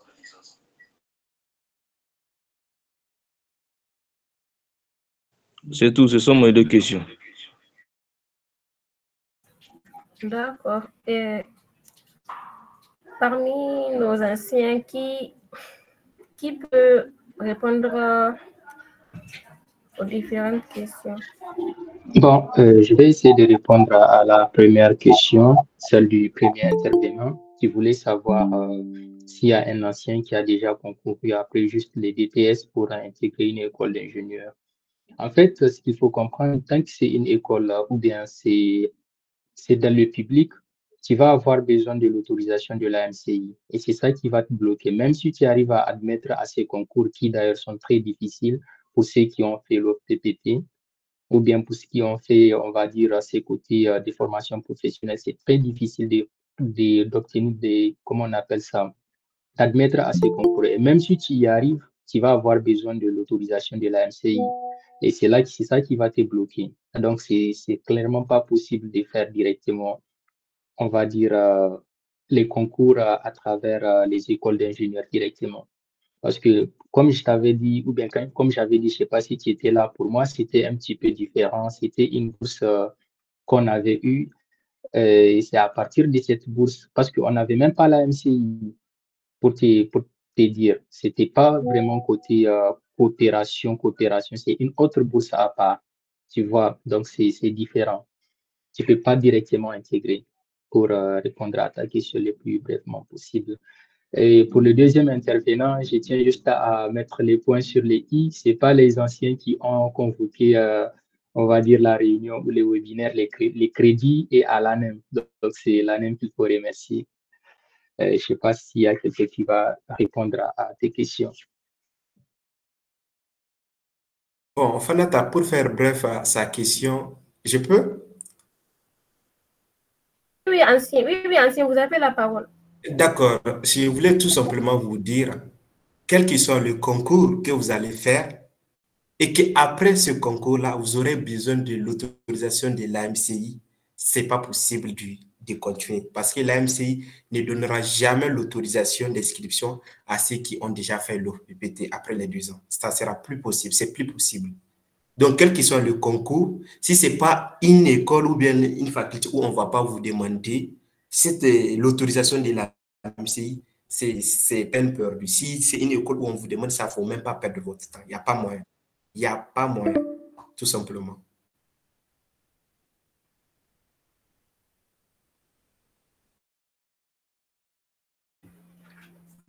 Je pense que vous avez pu avoir des réponses à vos questions. Il y a le reste ancien, Kadri Mahamadou Bassirou. Vous avez la parole, mais s'il vous plaît, essayez d'être un peu bref, parce que vraiment le temps est contre nous. Je tiens aussi à vous rappeler la présence du secrétaire général Moustapha Kadi Atou qui est avec nous et dont j'aimerais lui accorder la parole afin qu'il puisse partager quelques mots. Alors, bonsoir à tout le monde. Tout d'abord, je me présente au nom de Kanel Mohamed Bassirou. En fait, concernant mon parcours, j'ai aussi été un boursier d'excellence à Isabéry, on peut dire. Je crois que je suis de la promotion 2022. Et actuellement, je suis à ESC, École supérieure de technologie de Casablanca. Je fais ma licence actuellement. Et puis, concernant les lauréats de l'OPPT, comme l'ancien l'avait déjà dit concernant le concours, surtout, il faut se focaliser très bien sur les notes. Exactement, c'est ça en fait. Parce que moi aussi, quand j'avais fait le concours, je peux dire que j'ai fait 3 concours dans les 3 établissements, notamment à ESC de Salé, ESC de Sidi Benour et ESC de Casablanca, et j'étais tous admis. Et puis, ça a été passé grâce à la note que j'ai eue pendant les 2 ans. Parce que je peux dire que concernant le fait d'avoir une très bonne note à l'OPPT, on peut pas dire que c'est extrêmement très facile, quoi. Mais on peut dire que c'est facile. Parce que les charges, on peut dire que c'est qu'on donne des épreuves et puis les examens des fins de formation, c'est pas un truc qui est très compliqué. Du coup, il faut essayer vraiment d'en profiter, d'avoir une très grande note. Parce que c'est à base des notes que vous serez présélectionné plutôt au début, avant de passer les tests écrits. Et suite à cela, vous allez faire les tests oraux. Du coup, ça c'est très simple. C'est pas du tout quelque chose qui est très compliqué. Du tout, donc du coup, on n'a pas assez de temps. Du coup, j'allais donner un peu de détails. Et bon, j'ai même oublié un truc. Pour ceux qui ont besoin de plus d'informations complémentaires, il faut essayer de visiter Orientation Shabab. C'est un site marocain qui détaille à peu près toutes les écoles du Maroc, les ESC notamment. Du coup, il y a des filières, des programmes, des filières, et puis, en tout cas, il y a beaucoup d'informations. Même ceux qui ont besoin de faire les masters, donc, peuvent aller consulter le site Orientation Shabab. Du coup, ils peuvent trouver des informations là-dessus. Merci.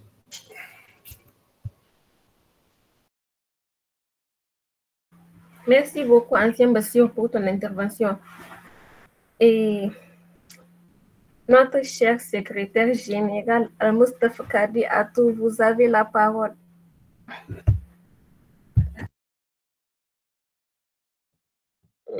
Ok, assalamu alaikum. Toujours un plaisir, Fanata. Merci beaucoup de m'avoir cédé la parole. Alors, avant tout autre propos, bien sûr, au nom de toute l'équipe de l'ANEM, j'exprime ma profonde gratitude à tous les intervenants. En tout cas, merci beaucoup pour votre disponibilité que je dirais surtout continue parce qu'ils ont toujours répondu à l'appel et surtout aussi la bienveillance à travers votre intervention. Vous êtes là disponible à tous les étudiants et vraiment, nous vous sommes très reconnaissants. En tout cas, je tiens bien sûr à le rappeler qu'il reste toujours urgent à l'ANEM pour continuer à sensibiliser, aussi à orienter tous les boursiers, mais aussi également les bacheliers. Parce qu'aujourd'hui, si très malheureusement, vous qui êtes là déjà sur le territoire marocain, vous rencontrez beaucoup de difficultés, c'est parce que certaines informations ne vous sont pas parvenues avant même que vous n'arrivez. Donc, nous nous sommes donné bien sûr la mission de partir au-delà du Maroc également pour bien sûr informer tous les bacheliers afin qu'ils puissent être en garde et éviter beaucoup de difficultés ici au Maroc.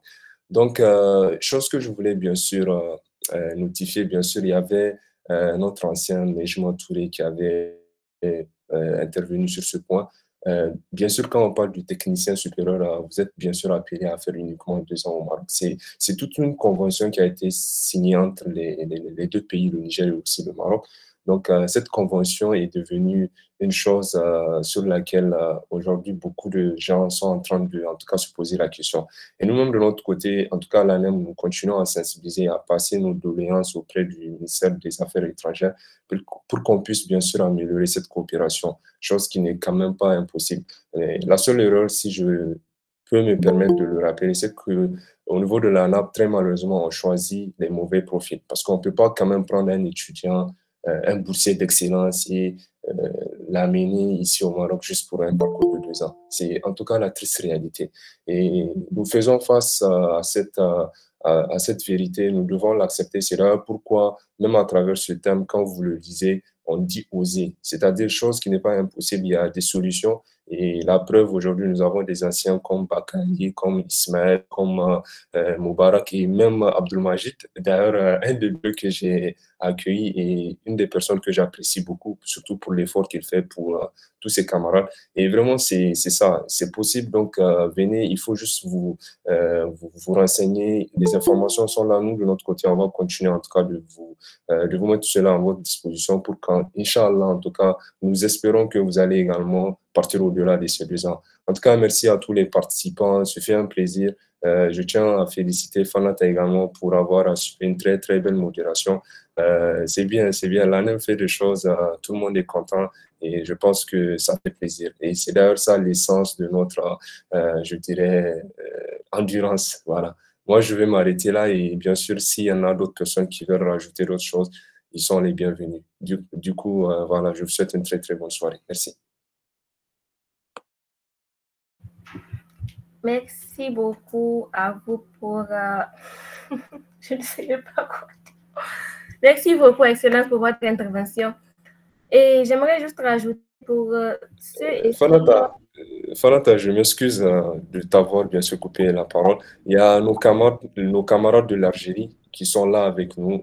Merci beaucoup pour leur présence. J'avais partagé ce lien dans le groupe du Congrès général des sections extérieures. Donc, je pense qu'il y a pas mal d'étudiants qui sont bien sûr dans d'autres pays comme l'Algérie et peut-être la Tunisie et bien d'autres qui sont là avec nous. Donc, nous les remercions et Inch'Allah, on va continuer à partager la connaissance avec tous nos confrères et consoeurs, Inch'Allah. Merci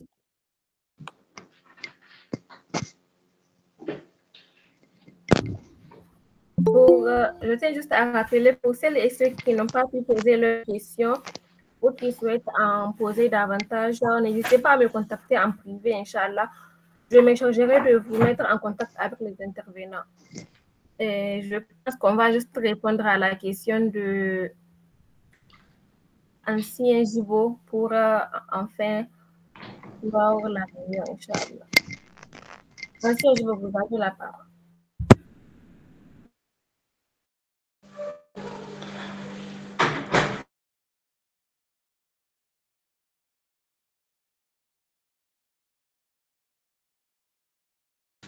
Salam alaikum, bonsoir. Wa alaykoum salam. Je m'excuse vraiment, je pense que c'était juste une erreur de manipulation. J'avais le téléphone dans la poche, je ne savais pas que j'avais levé la main. Désolé. Mais quand même, merci beaucoup pour m'avoir donné la parole. Ça me permet de saluer vraiment tous les intervenants. C'était très riche, toute cette discussion et les conseils partagés ainsi que toutes les astuces. Vraiment, merci beaucoup. Je pense que les gens qui sont concernés, ils vont bien en profiter.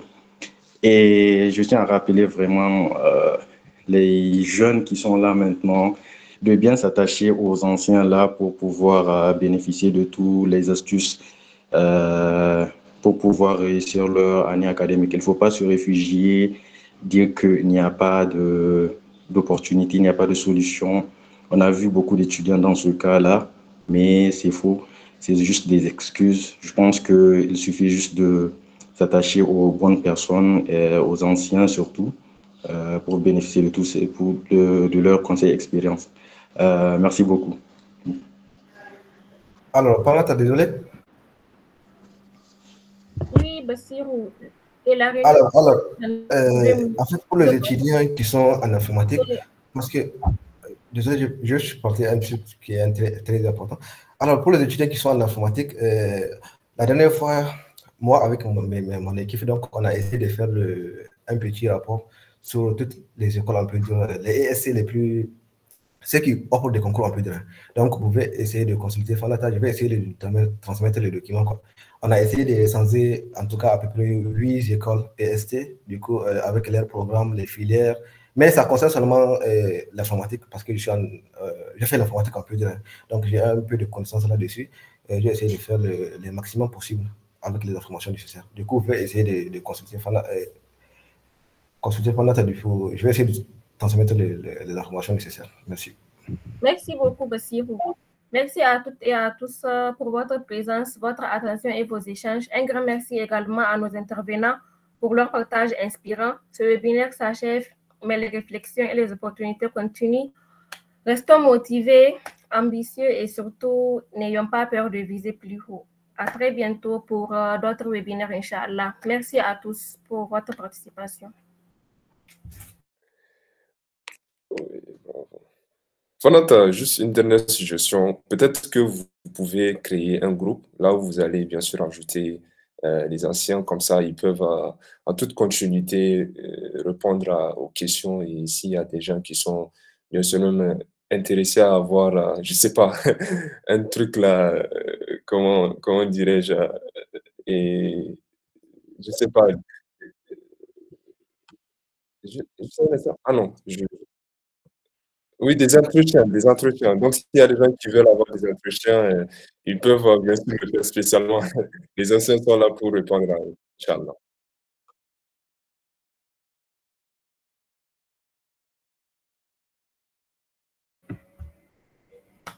Merci à tous pour votre participation. À très bientôt, Inch'Allah. Quittez la